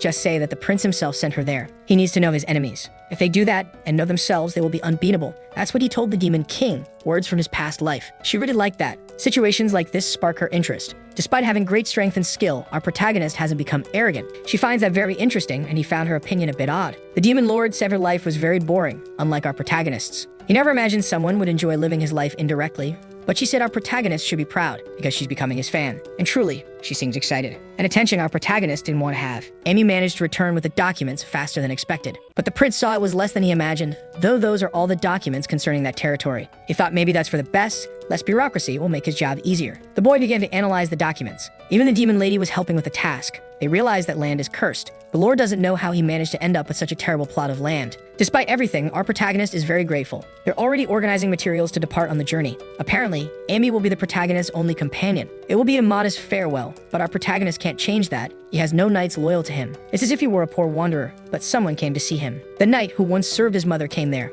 He heard that the prince was leaving. He said the boy could become the kingdom's successor. The boy said he's not so sure about that, and the knight looked at him firmly. He said the young man had matured a lot. If the queen were alive to see him, she'd be proud. Our protagonist said he'd only be a disappointment to his mother. If that's the case, then the knight who protected her should return to his land. Our protagonist said that's not true. He had learned a few things about that man when he infiltrated his house. He never stopped investigating the queen's death. He said the protagonist could talk to him if he ever needed anything because he'd help with everything he had. The prince said that if the knight helped him, it could cause problems in the kingdom. Smiling, the knight said that if it didn't cause problems, then his oath would mean nothing. Our protagonist said he would turn that land into a livable place and entrusted the knight with taking care of the capital. He hopes the knight can cleanse the corrupt aristocracy so that the protagonist can strike the final blow. He's already arriving in his new territory. Turns out it's closer to the capital than he thought. The demon lord rested through the entire trip. The two are already working very well together, and he realized that she needs to sleep a lot because her ability to materialize is still weak. He said it's not cheap to sleep on his legs, but the demon lord doesn't care about that. Covering her with a cloth, our protagonist said she's truly living life. The coachman announced that they are arriving at their destination. Their caravan has entered Hein's territory. It lies in the eastern part of the kingdom, near an ancient mine bordering a monster-inhabited region. The good side is that it's close to the route leading to the capital and the land is vast. If the roads are maintained, it could become a trade route. But at the moment, the place looks completely devastated. That land was once fertile, but now it's exhausted. The reason for this is still unknown. He saw through the system that there really is an evil power causing it. But he also learned from it that recovery is a possibility. The demon lord was certain it was a curse she had already awakened. There is a type of curse that spreads endlessly. Our protagonist didn't expect to find traces of dark magic in that place. It must have been the work of a former resident. The territory ended up unlucky, and our protagonist began the purification process. But it seems it won't be an easy task. Curses that have lasted this long are troublesome. Getting off the carriage, he began to wonder if the whole region is truly like this. There are barely any mages using dark magic nowadays. Much has changed in this world. The prince's caravan was stopped as they were entering the city. They were being asked to present their identification. There were some guards stationed outside the city. Even so, our protagonist realized that the security is very poor, but you should at least be thankful that there is any kind of security there, because the city could easily be invaded by monsters. Living there would be impossible without the guards. The guards wanted to call the captain, but the prince said it wasn't necessary. He hasn't yet received the title of lord of that region. He asked everyone to relax as they'll be seeing a lot of each other from now on. The townspeople received him as royalty. One of the guards apologized for not greeting him earlier. Our protagonist noticed that the man's hands were trembling and wounded. He began analyzing the whole place more closely. He asked how long ago the messengers had arrived in the city. The man said it's been 2 days, and even so, he still seemed very uneasy. He asked to be punished, but the prince wanted to know when the monster attacks began. The guard didn't understand the prince's motive. He didn't know how the prince had access to that information. Our protagonist said he would purge the curse, starting with eliminating the goblins. That man is the head of the watchmen. He's ashamed because he is also responsible for the region. His name is Manhwa, but now he's simply called Mustache. The protagonist could see he was filled with worries about the land, about the people, and said that managing that region must be very difficult. He asked him to keep up the good work, and he would do just that. Our protagonist also said that the fruits of his efforts could already be seen and promoted the watchmen to official guards, and he hoped Mustache would be the one to train them. He said the man has the skills needed for it, and therefore he is now officially hired. He added that as they improve, they will receive titles since the prince has the authority to grant them. These are his ideals. On the way there, he came across tracks of the creatures. The goblins had infiltrated the castle. He wanted to know how that happened. With constant attacks, the guards were already fatigued and wounded. Dozens of homes had been burned and many of the town's residents kidnapped. Our protagonist asked what the internal situation of the city was and learned that they had enough food to last until winter, but they had a very bad year. Using the resources he had received, the prince wouldn't last 2 years, observed the demon lord. He suggested that she become his personal assistant, but she refused the offer, saying she liked to sleep too much. It seems he has no other choice. And then he showed a few platinum coins. He ordered his new guard to buy food and repair materials. That should help for the time being. Amy said that amount of money was enormous. But our protagonist asked her not to worry as the money was obtained honestly, that they don't know he got it by robbing thieves. The demon lord said that even so, the money was still dirty. The head butler would accompany this task. They would take 4 days to complete it, and the prince is counting on them. Now it's time to begin the cleansing. He ordered all troops to gather, leaving only a minimum number behind to protect the place. Rescue operations need to be swift to increase their effectiveness. He thanked everyone for gathering, introduced himself, and said he would become the lord of that region. People already know some citizens have been kidnapped, and they must be scared and outraged. Seeing those people, he realized not everyone has potential like Bigode. Our protagonist made it clear she has no intention of remaining defenseless in these lands. One of the people said that bringing guards into the land of monsters is a death sentence. The prince asked if he already wished to surrender, but the man said he knew the prince came from the capital and things are different in that region. If they fail the attack, there will be retaliation from the monsters, and the prince assured them they will not fail. Even while preparing for the battle, he could see what people thought of him. They think he's just another self-centered noble, and it's hard not to agree with him. He told the people that he is not a prince, but the lord of that region, and whether they like it or not, they are his subjects and his family, and he would not let his family die. If they don't trust him, they should trust the stigma on his body left by the gods. But if that's not enough, they should see him as an oppressive ruler and follow him out of fear. He values life and will not let any of them die without his permission. Even so, the citizens remained doubtful. At night, someone said his speech wasn't bad. The group of soldiers he had gathered is tired and experienced. The prince needs to establish his strategy, and the demon lord noted that he's living life a bit too peacefully. All he needs are those 150 soldiers, because any goblins that outnumber them will be executed by the prince himself. One of the men said they had arrived at their destination. The goblins could already be seen on the other side. It looked like an abandoned city, and the protagonist thought goblins and orcs were enemies. According to patrols, the creatures were gathering in that place. They had captured one of the men's daughters. The prince asked if the man felt anger, and whether they wanted to eliminate those creatures, or fight for their fallen companions. All of them wanted revenge. He realized they were all enraged, seeking vengeance for people who weren't even their relatives. Our protagonist really liked the region he had acquired, and he fired an arrow toward the creatures. One of them was distracted. It didn't even notice when its companion was struck down by the arrow. When the body hit the ground, the creatures panicked. The soldiers can't fight the creatures head-on, but he reminded his men. They must not forget, he won't let any of them die. Still, everyone was already terrified. The creatures knew they were under attack, and our protagonist could train with Apollo himself, the master of the bow, hence his great skill. He had no intention of using guerrilla tactics against these creatures. He won't hesitate to pick up the broom and sweep the city clean of dust. He began to radiate his holy power before those men, and gave his first command to them at that moment. He raised his hand high, using a technique that increased all of their attributes. They wouldn't even be able to describe what kind of magic that was, but every one of them without exception had been strengthened. The protagonist believes he's just doing a bit of charity, but he had used a powerful enhancement enchantment. In the whole world, few people are capable of doing something like that. Even paladins from the sacred lands would struggle to do it. It would require a priest of very high level. Our protagonist gave his men permission to unleash all their resentment, and he had always wanted to try something in particular, which made the demon lord curious. He gave a slight smile, told his men that they had become stronger, and they should attack. The demon lord didn't understand a thing. Those men were already set on avenging themselves against the creatures, and they immediately began executing them. That explains the expression on each of their faces. They looked like they were in complete ecstasy. They weren't afraid of the danger. On the contrary, they were overwhelming the creatures with ease. Even they couldn't believe how easy it was. It wasn't a battle, it was a complete massacre. One of the soldiers got injured. Our protagonist went to him to heal the wound. The soldiers were surprised, and our protagonist reminded them that holy power is not omnipotent. He would not allow any of them to die, so they should prepare quickly. Everyone who gets injured will be held accountable once they return to the city, and the soldiers don't want to disappoint their new lord. Watching the performance of his new army, he started to wonder if this is what berserker fury looks like. He almost felt sorry for the goblins, who were being annihilated. They finally managed to win that battle. The prince went to inspect the area to make sure it was truly over, only to hear his men praising him. He's really enjoying that. But he warned that it's not yet time to celebrate, because they still need to rescue those who were kidnapped. His desire was to indoctrinate his men with a little fear and admiration. But unfortunately, all of them are already irreversibly impressed with the prince.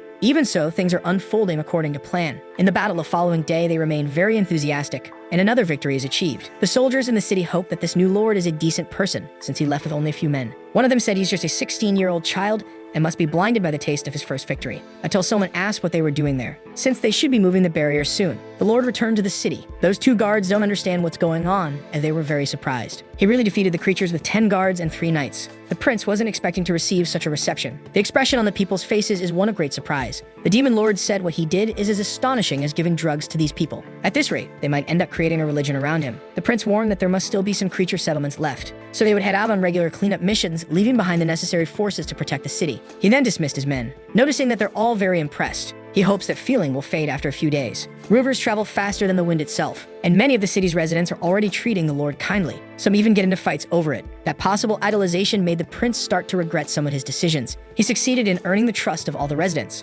Perhaps a noble in that land was useless. At least that's what the residents used to think. But he learned from the conqueror Astrea that no matter how small the land is, he rules over people, not cattle. People must follow him of their own free will. The protagonist didn't learn politics from him, but he did absorb some good advice. The demon lord wants to know the state of the land as she has obtained more information. Our protagonist also wants to know what she thinks about all of it. If he can lift the curse, that place will return to normal in 5 years, and in 20 it will become what he dreams of. And that's not based only on the protagonist's strength. She has more opinions to share about that land. Our protagonist wants to hear everything she thinks. That region has no water supply system, and the poor harvest led to a small food stockpile, along with job losses. The money he invested isn't enough. The biggest problem there is the lack of resources, and that region has never been profitable. But if the problem is money, our protagonist has a solution. which made the demon lord curious. He was surprised by her reaction. That land has many capable use since their first means of survival is hunting monsters and animals. The second would be planting crops in that region, but they need to resolve the curse first. The last method is through commerce, but there is no commercial incentive for that region, and the protagonist said they don't need to trade with humans. So they should inspect the region first, because they need to use everything within their reach. Looking at that land, he always wanted to have a building, and now the protagonist owns a large piece of land which used to be a farm. They were confiscated from the former owner, and now belong to the protagonist. Hidden in that land lies the root of the curse, and in his current condition, he won't be able to restore that land with magic. He could possibly do it if he had calderas and even considered borrowing the sword from the princess. She seems very proud and thought of using the excuse of taking a look to borrow the sword, but the demon lord advises against it. The only solution left for them is to do it on their own. Our protagonist said they've been complaining a lot lately, and the demon lord wants to know who he's referring to. He said she'll find out soon enough because there's a child who wants to show off. Told her to go ahead while she still has the chance, conjuring a large magic circle on the ground. The demon lord has never seen a formation like that in her life, which makes sense, since the creator of that magic is from another continent. That magic uses a very specific language. Dark mages need several artifacts as well as a great deal of time to be able to cast a curse. That will help the protagonist find the root of the curse. He is waiting patiently, and it seems he has found the flaw in the place and has begun to fix it. That demanded a lot from him, and turning away from the demon, he asked for her help. He wanted to know if this really resembled a curse, because it didn't seem like one. According to that magic, a place was appearing like a heated room. After that, they went to the borders of the region. In that place, they reached other conclusions as they are still searching for the source of the curse. The demon lord remains quite curious. She wants to know if the lack of rain and the barren soil are part of the curse. The protagonist said that in some way they are, but his magic identified that the curse has only one effect. It maintains a specific condition, and if it persists in a region for a long period, it can become complicated. He doesn't know what purpose it was created for, but it destroyed that place. Looking ahead at the problem, our protagonist began to wonder what would happen if he could modify this new condition. He might be able to turn that place into a tourist region. He finally found very ancient ruins. He didn't imagine something like that could exist in such an arid place. It was certainly built before the Great War. Maybe not even the dark mages were aware of that region. It's very quiet there. He expected to find some kind of tavern. As soon as he finished speaking, a large stone creature appeared. There was a magical stone on the creature's face. The demon lord said it must be a magical creature, since it's using a mana stone. She asked the protagonist to be cautious as the creature might have strange abilities, but he can sense a special smell, and one of the creatures tries to strike. That served as confirmation for our protagonist. He was already on top of one of the creature's heads,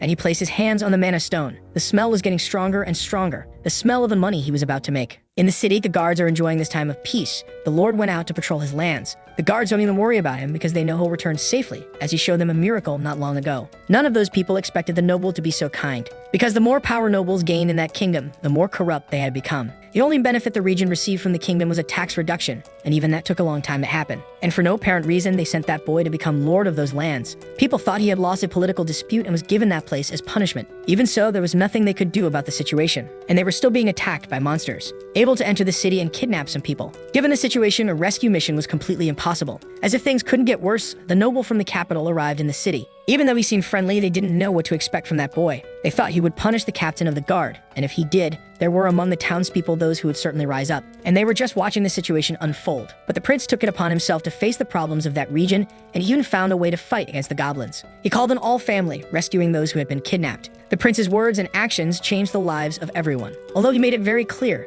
they should not see him as a saint. In just a few days, he became more important to the townspeople than God himself. The truth is, a man who performs miracles is more important than a god who only watches. One man comments that it's very good the monster problem has been resolved, but he doesn't know if there's hope for that land. Because of the long years of drought, they don't know if the land can ever be productive again. Even the lands around the castle, which used to receive rain, started being affected. Several people went there to investigate the causes, but none of them could solve the problem. The townsfolk believe this isn't a solution that can come from human hands, and they believe the rains will never reach that place. It's only a matter of time before it completely dries up. Spirit stones, that's the name of this mineral that holds so much mana. Compared to regular mana stones, they are hundreds of times more powerful. Our protagonist seems very interested in them. After defeating all the creatures, he needed to catch his breath. He found the battle intense, but the demon lord disagrees. He's very eager to find out how much they're worth. Few have ever been found on the continent, and he got 20 of them at once. The demon said he should be cautious when selling them, or he might attract attention he doesn't want. In those ruins, there was a genuinely enormous spirit stone, and that is the heart of the entire curse. It would be a shame if the truth about that stone were revealed, as it could lead to wars between nations.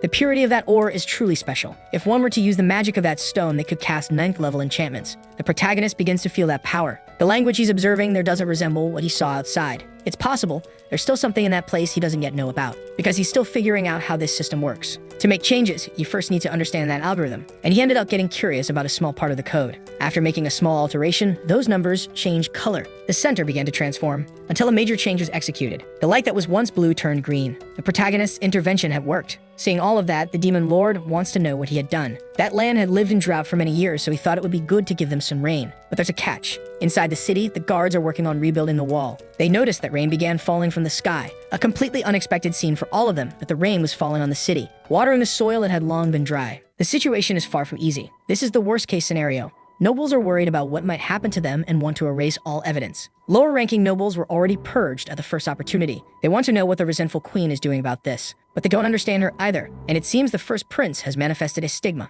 The mark appeared on his back and they say it's unstable. In this state, the Holy Kingdom is in the same mud as they are, and they certainly won't accept the prince. The queen should ignore the hair and pay attention to those who truly pose a threat, the king and the knight Beatrice. But the noble merely shared his opinion. The mysterious man began listing the circumstances, saying that the noble's cohesion wouldn't fall apart overnight. They need to fight their enemies, even if it means blood will be spilled. And he wants to know if the other nobles agree with that. Even if they do, they're very apprehensive. But they want to recover that confidential information at any cost, or internal conflict will be inevitable. He looked at a Marquis who was present, and the man said he would make the preparations as soon as he received the order. He should act discreetly as they cannot commit themselves until everything is ready. Everyone there is underestimating the prince's capabilities. That noble also can't intervene directly, but all of his instincts are pointing to the source of the problem, and that there's something about the prince they still don't know. He's sure it might not be the case now, but once this prince gains political power, he won't hesitate to show what he's capable of. But not even he will be able to do anything about the Hind territory, so the noble returned to his mansion. That is a hopeless land. Many mages have tried to do something about it, and all have failed. It will be no different with the prince. You won't be able to do anything in a land untouched by rain. But what he doesn't know is that rain is falling on that desolate land. The residents are also very surprised. No one can say for sure why that rain is happening. The protagonist took quite a while to find those hidden ruins. It will need to rain for a few more days before the land can be planted again. He has all this information thanks to that stone, because it's connected to other spirit stones scattered across the region, allowing him to understand the environment and control the weather of the entire area. In the end, humans are a species that evolved through laziness. With the leftover spirit stones, he crafted a place where he can store his items. Now he needs to wait patiently for the land to recover. A week had passed. The residents are gathering as if they were members of a crazy cult. Our protagonist is impressed by how many residents showed up, but they didn't let the prince work alone, and he warned that it would involve a lot of physical effort. Maybe the elderly wouldn't be able to handle it. People really like the prince and enjoy his remarks. He said that day's task is simple. He had asked the knights to draw lines around the region the day before. They're going to clear all that land. The work will take 4 days. Those who don't feel up to it can leave without any issue. They will have time to rest, and he guaranteed that everyone would be paid for the work they're going to do. The knight said that even though it rained in recent days, the land is vast, and it won't be possible to cleanse it in just 4 days. But the prince is confident they'll manage to do it. Meanwhile, other residents are eager to witness yet another miracle. But the knight's faith is small. Even though he witnessed a miracle, his heart is hesitant, until a great light appeared before his eyes. Our protagonist was strengthening all the workers with his magic. The knight finally understood how this would be possible, and he also felt his body being strengthened. Because all the workers had been blessed, now they can really dig into the work with their hoes. Our protagonist thinks that if he had calderas, they could use an area of effect spell,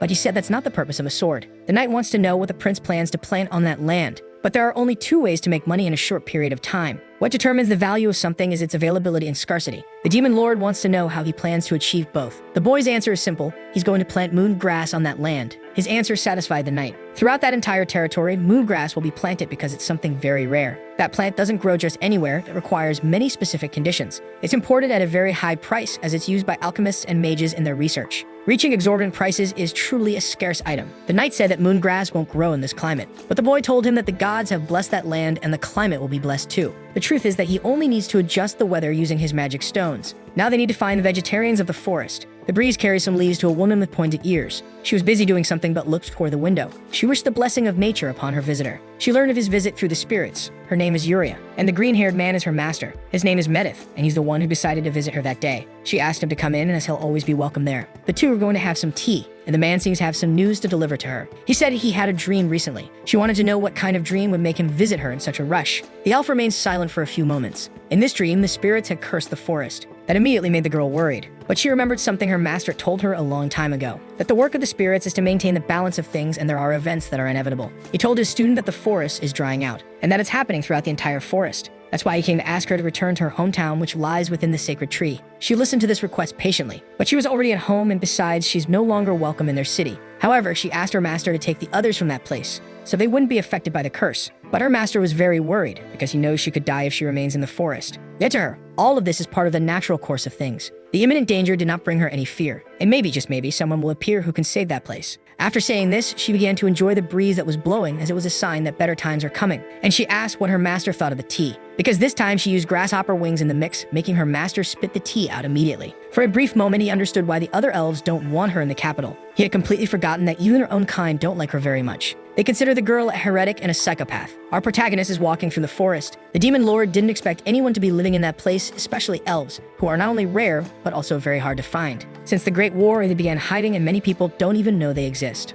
Our protagonist considers himself lucky, because during the battle with the monsters, he ended up discovering some forest spirits. If they're around, that's a sign the elves are too. The demon lord asked if it's okay to meet them, as it might be better to avoid them. She doesn't like those pointy-eared folks, and the protagonist isn't much of a fan either. Oh god, Apollo humiliated that entire race, and just from seeing his memories, the demon lord already wants to keep her distance. They finally arrive at the elven forest. It's very different from the rest. The forest guardians were approaching them without fear. Due to his affinity with spirits, those animals must like him more than the elves themselves. Our protagonist had to live inside a pit of fire to develop this. Remembering the process makes him angry. The goddess who taught him this was born as a human. And the demon lord is truly impressed that he has such a strong connection with these creatures, even without having formed a contract. She wished the cute creatures liked her too. Now she wants to know how the protagonist will find moon grass, as he can't do it alone. Until they saw a small animal approaching. It landed on the protagonist's hand, bringing something. The demon lord can't believe it. But that's exactly what they were looking for. They found the garden of the moon goddess, and he thanked the little spirit for guiding them there. There are enough seeds there for them to plant across the entire region. But she was amazed to see what the protagonist was doing. Affinity with spirits is rooted in mana. Anyone with enough power can speak with spirits. Even so, progress is determined by one's spiritual affinity. With our protagonist's capabilities, there's no spirit in the world he can't summon. The demon lord wants to know if he'll make a contract with any spirit in that place. They explain that since the garden belongs to the moon goddess, as the name implies, is part of a spirit. So taking plants from there with spiritual power could upset that spirit. That's why the demon lord should just watch what he's doing. In another language, the boy asked if the spirit was there and if it could hear him. His voice echoed throughout the place. Water and fire appeared before him, and so did other elements too. This was a sign the spirits were listening. Our protagonist is speaking with them now. Now they have permission to take the plants, and they should be quick before meeting the elves. The demon lord asked where his courage had gone, but our protagonist wants to avoid unnecessary conflict. Unaware that he was already being watched, and the observer found it all amazing. The girl's teacher noticed she was distracted from the conversation. It's impressive that a human entered that cave, and even though he gained permission from the spirit, a human had done that. That place he's in is sacred to the elves, yet the boy managed to take the plants and communicate with the spirits. Now she doesn't know what to do about it. Because this is an unbelievable situation, not even her master would believe it. But he wants to know what's troubling the girl's mind. She asked why he had stopped drinking the tea she had prepared. She had worked hard to make it. It dried the locust bodies for over a week. Even so, her master is ignoring all her effort. He said he's not feeling very well. If that's the case, she has a recipe that could help him with that. But the master, thinking it might be something bizarre, avoids letting her keep offering it at all costs. Then she asked him what's more likely, a human entering the sacred garden and being able to talk to spirits, or a great being awakening from its slumber. But the master didn't quite understand that question, and asked if she was actually being serious. If we're talking just probabilities, the second is more likely. Despite the legends, dragons still exist. But humans couldn't speak with spirits. There are isolated cases of something, but they couldn't see the spirits of the forest. After hearing that explanation, she seemed very happy. She told her master that she would need to leave the village for a while, because she thinks she's found the solution, a way to save that entire village. But the master wants to know what solution she has found. Meanwhile, our protagonist is very surprised. The task that was supposed to take 4 days was completed in just half a day. That motivation was really strong. Now they can focus on planting the moon grass. After putting the residents to work, he could hear some rumors about the region. There are still doubts whether what he planted will actually sprout in that soil. The grass will take 4 to 5 months to fully grow.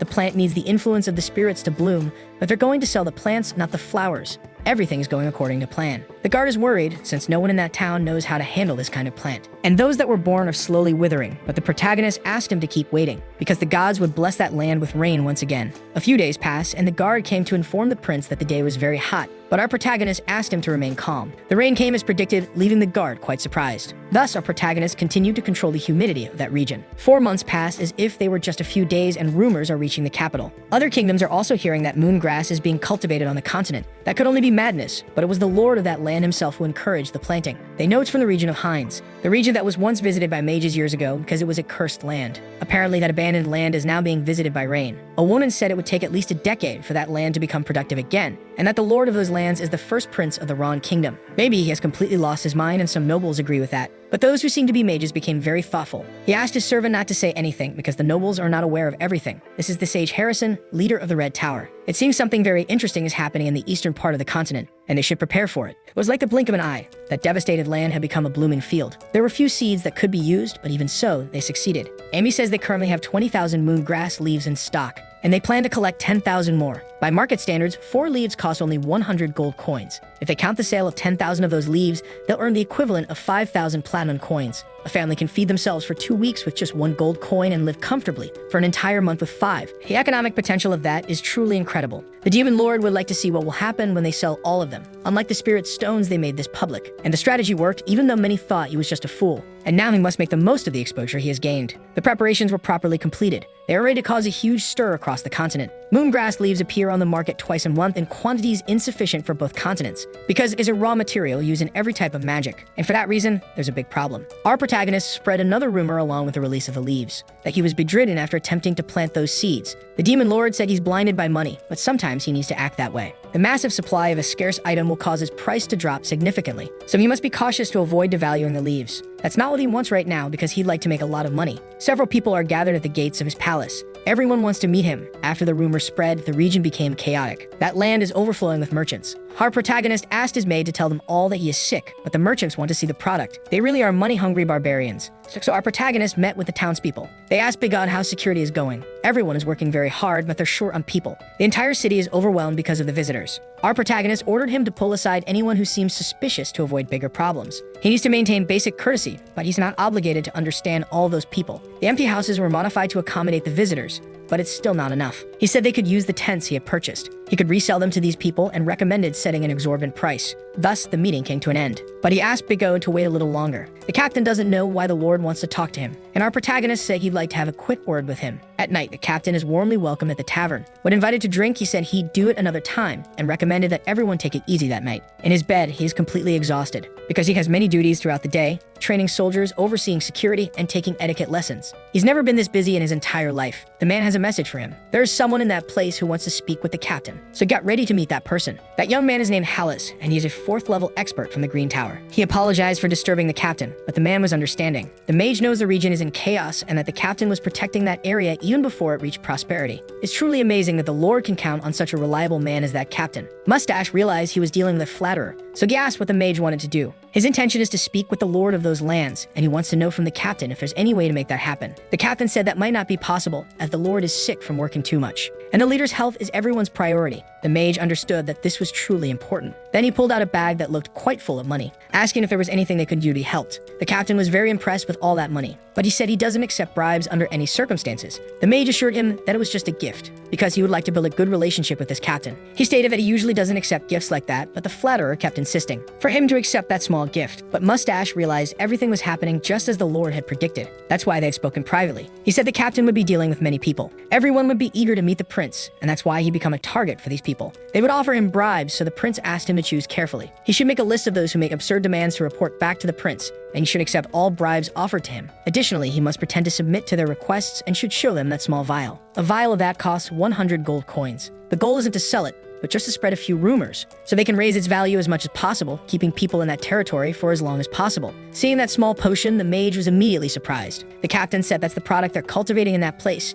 It would soon be for sale, so there's no problem showing it to that person. And the mage had no doubt that item was of extremely high quality. He had never seen anything that good in that part of the continent in terms of efficiency. It's at least twice as good as what they're used to. He needs priority access to these items and praised their quality extensively. The captain assured him the products would be of similar quality. Those that don't pass quality control are turned into fertilizer. The mage saw that as a huge waste and learned that they had prepared 10,000 units of that potion. He quickly realized that if they could produce that much, they must have discarded at least the same amount. The boy is truly determined, and they can't ignore what he's managed to accomplish. The captain said that particular sample would be put up for auction, but he knows they will keep selling those items. The mage is very excited and nervous about this news because he knows someone will be given priority access to those items. Leaving that house, he confirmed that the captain would be compensated for the information he gave. So they shook hands, and he headed to his carriage. The captain was very surprised as his performance had been perfect. The next day, he went to speak with the prince because he wanted to know how he knew all of that. He said it's just how life works. People like to accumulate wealth, and they're simply taking advantage of things as they are. The captain was even more impressed. He brought the prince all the bribes he had received, and the prince told him to take that wealth as a bonus for the guards. He should divide it among them to use however they want. He tried to refuse, but the prince said he should take it. most of the profit from the sale would go to him anyway. The demon lord wants to know if the boy can handle all the pressure, but he made it clear that the buyers are already competing with one another. Soon people will stay in the territory, which will attract other merchants. That will accelerate the sale of land in the city, and consequently increase the number of citizens in the area. All of this because of the moon grass. It's hard to imagine that this land used to be unproductive. The news keeps spreading across the continent, and other magic towers want to invest in that city. Perhaps the red tower should do that too, but this man is quite cautious. He told his master that something is bothering him. He's heard the prince wants to sell the items through an auction. From their perspective, that could end up drastically lowering the price of those plants. At first, it will be very expensive, but soon the prices will become very affordable. That's why products are imported with an expiration date, to keep the prices high. The elder mage thinks the prince is an enlightened person. He asked his disciple if he knew how many people live in that city. He guessed a few hundred. That made him realize this is a great opportunity to invest in the territory in a short amount of time, because he managed to attract the attention of many people from all over the continent. That strategy is impressive. Even if the products are resold, their quantity won't be increasing. The mage told his disciple to start saving money for what's coming, and he emphasized that the prince is acting as if failure wouldn't be a problem, so moongrass is just the first step he's taking. He certainly has much more to show all of them, and he's already gained the attention of many people. That's why they should build a good relationship with this young man and his disciple agreed. He ordered him to arrange a meeting with the prince because he wants to meet him. The sage began to recall some things. The words of the princess asking if it was possible for a man without mana to cut a vampire with a sword. The princess asked that with an empty expression, because the man who did that used the sacred sword without forming a contract with it. At the time, he thought it was foolishness. But he knows that's only possible if you're the sword god himself or his disciple. Apparently, there's a very eccentric person in this world, which is rather strange. As predicted by the prince, many people want to live in that region, and that started to cause disputes among the visitors. Amy came to say that two groups want to buy the same piece of land. The prince's solution was to put the land up for auction. The butler wanted to know what the price cap should be, and the prince told him to make it as high as possible. For it's said that a man rich in land is also rich in fortune. Our protagonist is very pleased with how much money he's been making lately, and he was informed that a letter had been addressed to him. The prince wanted to know if it was important enough to read. It was said to be from the royal palace. Outside in the city square, the auction began. The first bid was 90 gold coins, but it was quickly raised by a hooded young man. The mage from the green tower was also participating in the auction, increasing the offer. Everyone seemed very interested. Those mages appeared to have a personal rivalry going on, until one man made a bid of 130 gold coins. That caused them to start arguing. Amy tried to continue the auction even though the participants were fighting. If there were no more bids, the property would be sold for that amount. Some people kept fighting in the square, and the mage believed he would win that plot of land. Amy was ready to close the auction until someone else showed interest. Our protagonist was impressed that each vial had been sold for 150 gold coins. A trade guild ended up buying 5,000 vials. The auction had been a success. The remaining vials were sold individually at 130 gold coins each, and they were completely sold out. If sales continue this way, the city's annual profit will reach around 1 million gold coins, making it the richest territory in the entire kingdom. They will continue cultivating moon grass, but they won't increase the scale. Now they will start planting food. The prince has no interest in increasing his greed in this area and will leave things as they are. From now on, they will reorganize the city and get rid of anything that isn't being used. A summons from the royal palace was made a few days before the auction was held. The message was very simple. They praised the prince's achievements and asked him to return to the capital for a brief period, so he could be praised for his accomplishments. The same people who sent him away now want him to come back. Our protagonist is annoyed by their indecision. He's sure the political fight involving his mother's knight must be heating up and are trying to shift focus. Our protagonist finds it curious that they sent the letter with the king's seal, but the people acting are not the king. Now he wants to begin the next part of his plan. Maybe he really should visit them, and he will stop by the royal palace. In his memories, he was told that someone had built a dungeon beneath his house. He couldn't complete his last task and suggested that the protagonist do it in his place. Then he could do whatever he wanted with it. He imagined he could ruin the work, but the mysterious man finds that comment amusing, because he doubts that anyone more stubborn than himself could ruin what he had already started. But the boy is going to find out as soon as he enters that place. If he completes this task, he'll be free to do whatever he wants with it. They asked if the prince would be alright traveling alone, but that's exactly what he wants to do, and the butler wished him a safe journey. The prince asked him to take care of Amy, and the butler told him not to worry, because she's an incredible and very disciplined person, in addition to being extremely well-educated and intelligent. From the protagonist's point of view, he's sure the two will get along just fine. Now they continue their journey toward the capital, traveling the path on horseback. The demon lord noticed that he's heading in the opposite direction, but he wants to stop somewhere before continuing his path, a well-known place, and one that's being preserved for research. Besides that, it's a very special place,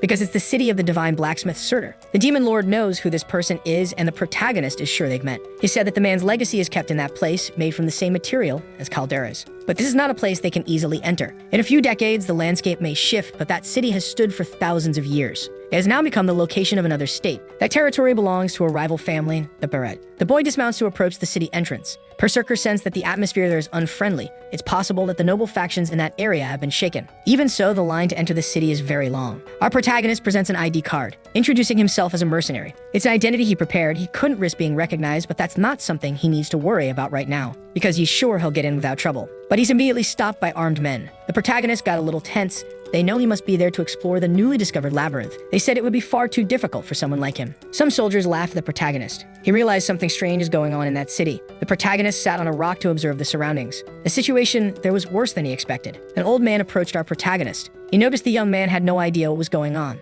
so he must be from far away. The prince asked what was happening. Then the old man pointed to a line. Some people were paying for access. He realized there was a toll being charged there, and the old man said that's normal. The law that allows such tolls should be abolished. The old man saw that the young man seemed quite upset. He placed some coins in his hand so he could pass. It wasn't much, but it might help him on his journey. He just asked that the young man not get himself into trouble, that he shouldn't worry about the coins because when the old man looks at him, he's reminded of his grandson. For a moment, our protagonist didn't know how to respond, but he was very grateful for the old man's help. He said the old man should keep the coins and buy a gift for his grandson, because he won't need that money. The old man grew very worried about the young man, thinking he might do something reckless, and the guards saw that he was still there. The young man reached out his hand and asked for the money to be returned. That toll was illegal, only allowed for large processions and commercial caravans. It was also a crime to collect it for personal gain. The guards underestimated the young man, unaware of who he really is. Then our protagonist said he wouldn't warn them again. They should return the money and confess their crimes, even though he knew that wouldn't lead anywhere. The guards began to laugh at his stance, until a sword was pointed at his neck. They said there would be no consequences if they decided to end the life of this young mercenary. The protagonist realized they weren't going to change their minds. He was only waiting for confirmation. Seeing that things might get dangerous, the old man tried to step in, but the guards completely ignored the old man's words. He saw that he could end up suffering the consequences as well. One guard decided he would take the old man's life. His sword was already swinging to cut him down, but he was quickly disarmed by our protagonist,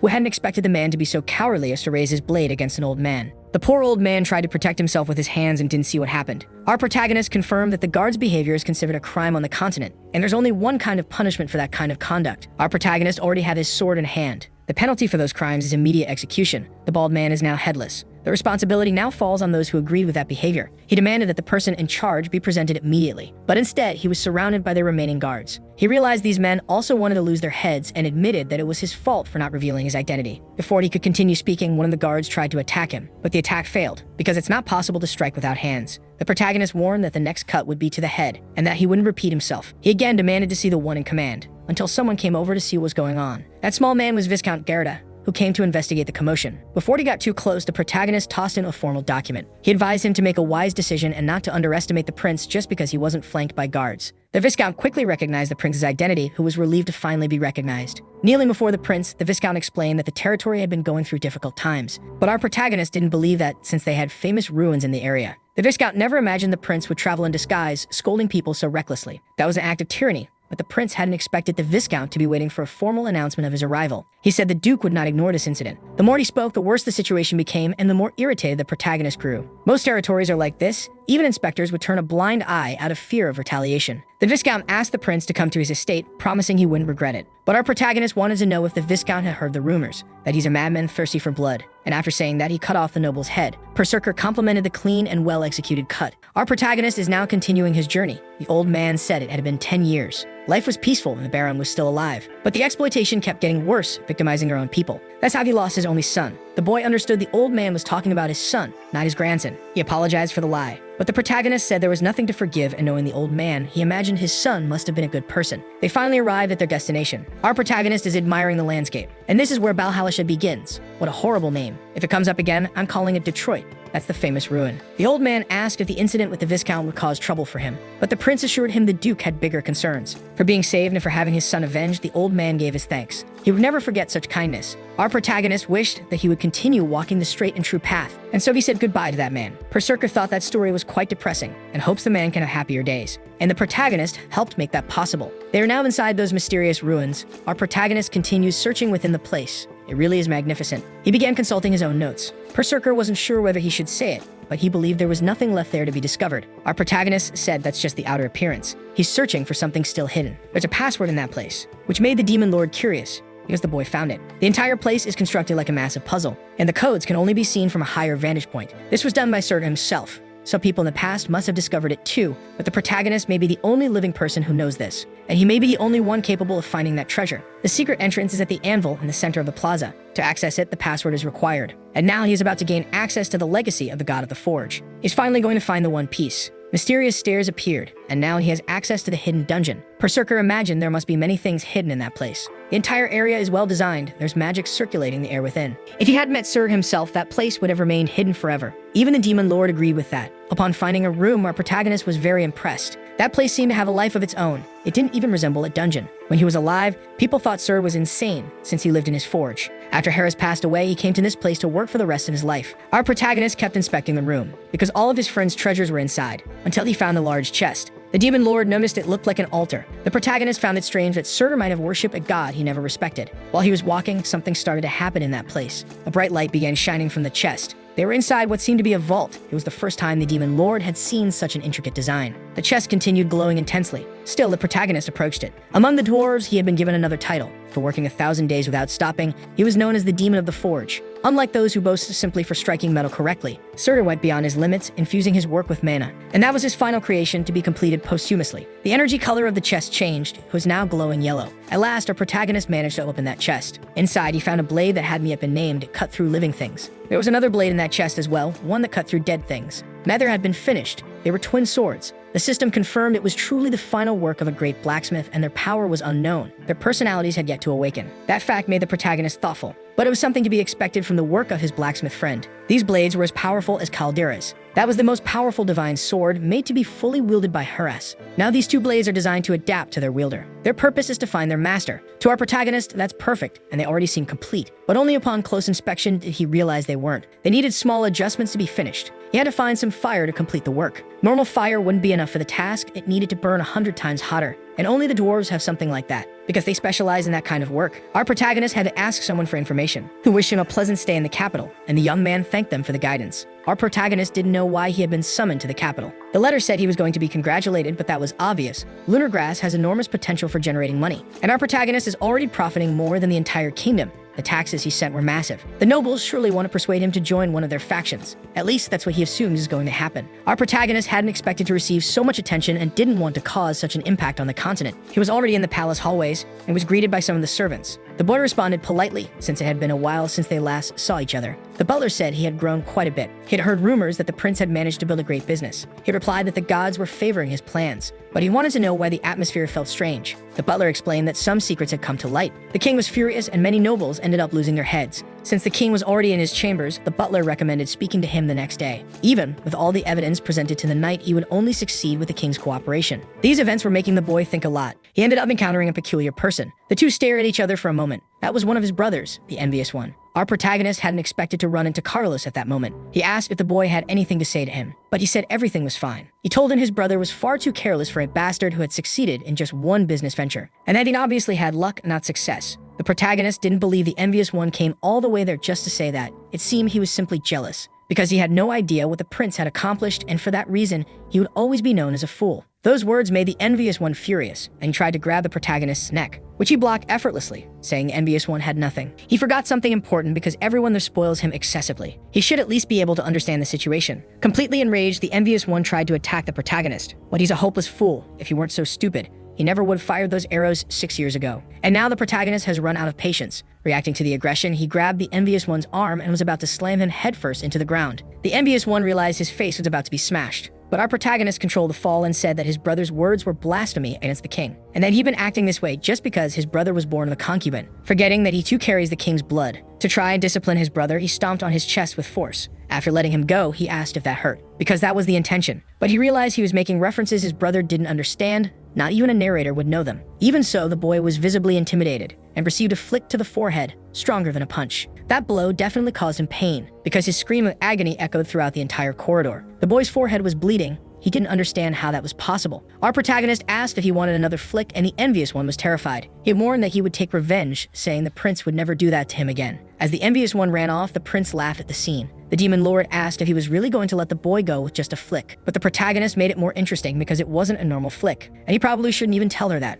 Berserker noticed he sometimes acts more like a villain. Either way, the protagonist wasn't going to keep laughing about the situation. He needs to put an end to his bad habits. Burning with curiosity, the demon lord wanted to know what the protagonist had done. He cast on the boy a spell that's considered a universal sin, but that wasn't all he did. He also gave him a small gift, which would be revealed during the next day's meeting. Several nobles were impressed with what the boy had accomplished in that devastated region. Because of that, he also increased the kingdom's revenue. The chatter was so loud the king couldn't concentrate. The nobles were all talking among themselves, excluding the one who had made everything happen. And the knight Petrus was also absent from the meeting, as he had no interest in those matters. Berserker couldn't understand how the kingdom still functioned with so much disorganization. Meanwhile, the protagonist was thinking about opening a restaurant, since he knew the profits were extremely high. But he didn't know how to manage a business like that. Someone asked the nobles to be quiet. The king said they should congratulate the prince for what he had done. Acknowledging that everything he accomplished was done without anyone's help, our protagonist replied that he did what was necessary. And the king reinforced the point. His progress was worth 10 years of hard work. He asked what the prince wanted as a reward. The protagonist knew the nobles would make a fuss about anything he might request. He said he didn't have anything in mind yet and asked for a little more time, which the king granted. Berserker said he made a very wise decision in asking for time. The nobles wanted to seize control of lunar grass production, seeing it as a golden commercial opportunity.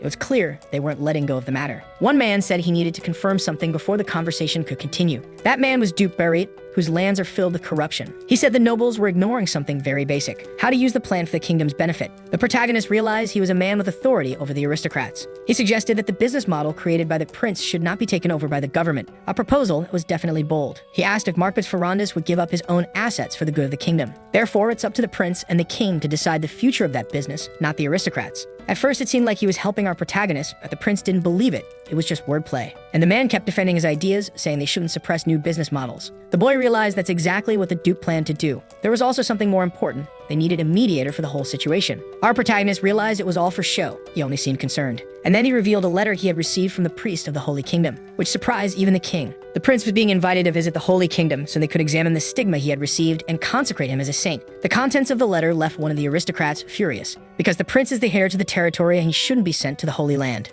Other nobles joined the discussion, saying that the Holy Kingdom rivals the Empire in power. But that aristocrat insisted they were not vassals of the Holy Kingdom, and the prince shouldn't be handed over like a tribute. The prince wanted to know if he really needed to go to that kingdom for his stigma to be recognized, and what would happen after he was declared a saint. The Duke told him he needed to look at the forest, not just the trees, because he has a dubious royalty, and he shouldn't forget that nothing good comes from disobeying the Holy Kingdom. But our protagonist didn't seem impressed. The nobles wanted to know what would happen to the prince's territory and the production of lunar grass. If he were consecrated as a saint, he would no longer be allowed to manage his own lands. That news shook the nobles, but it was all part of a conspiracy, because now they had to decide who would become the new lord of that land. Watching that political game, the protagonist was thoroughly entertained, because now he truly understood the Duke's goal. The prince's territory had become vital to the kingdom's future and couldn't be handed over to just anyone. And in his view, there was only one person they wanted to manage it: the second prince, the envious one. Our protagonist realized the plan was to privatize the business and then hand it to his jealous brother so the Duke could profit as well. It had all been a big performance. The envious one believed he was going to inherit that land, but the protagonist hadn't made his move yet. The second prince approached the king to win his approval, while being watched by our protagonist. But when he tried to speak, he made a sound like a frog. An awkward silence took over the hall. He stood frozen before the king, and everyone remained stunned, not knowing what was happening. Our protagonist tried to hold back his laughter. The envious one felt something was wrong, but the urge to make strange sounds was stronger than him, and he started making other noises in the middle of the hall, imitating animals, which left the nobles even more surprised. The demon queen also found the whole thing hilarious, but the protagonist said it was still early. She would laugh even more soon. The Duke asked what the prince was doing because there's a limit to clownish behavior. He tried to explain, but the urge to make bizarre noises overwhelmed him, until the king reprimanded him, thinking it was some kind of joke. The envious one tried to explain, but mid-sentence he started quacking like a duck, then barking like a dog. The king was already very irritated by the whole scene. He ordered the prince out of his sight and called the guards. They were to take the prince to his room, where he was to remain until the king changed his mind. The envious one tried to make his father change his mind, but he couldn't stop making animal noises. The scene was so bizarre that the king became genuinely embarrassed, and the envious one tried to escape the guards, dropping his hat on the ground. As it flew, the nobles turned to look, and were utterly shocked. Not even the demon queen imagined this would happen. This was what our protagonist had hinted at. His brother was now the newest bald man in the kingdom, a head so smooth and shiny it gleamed like a star.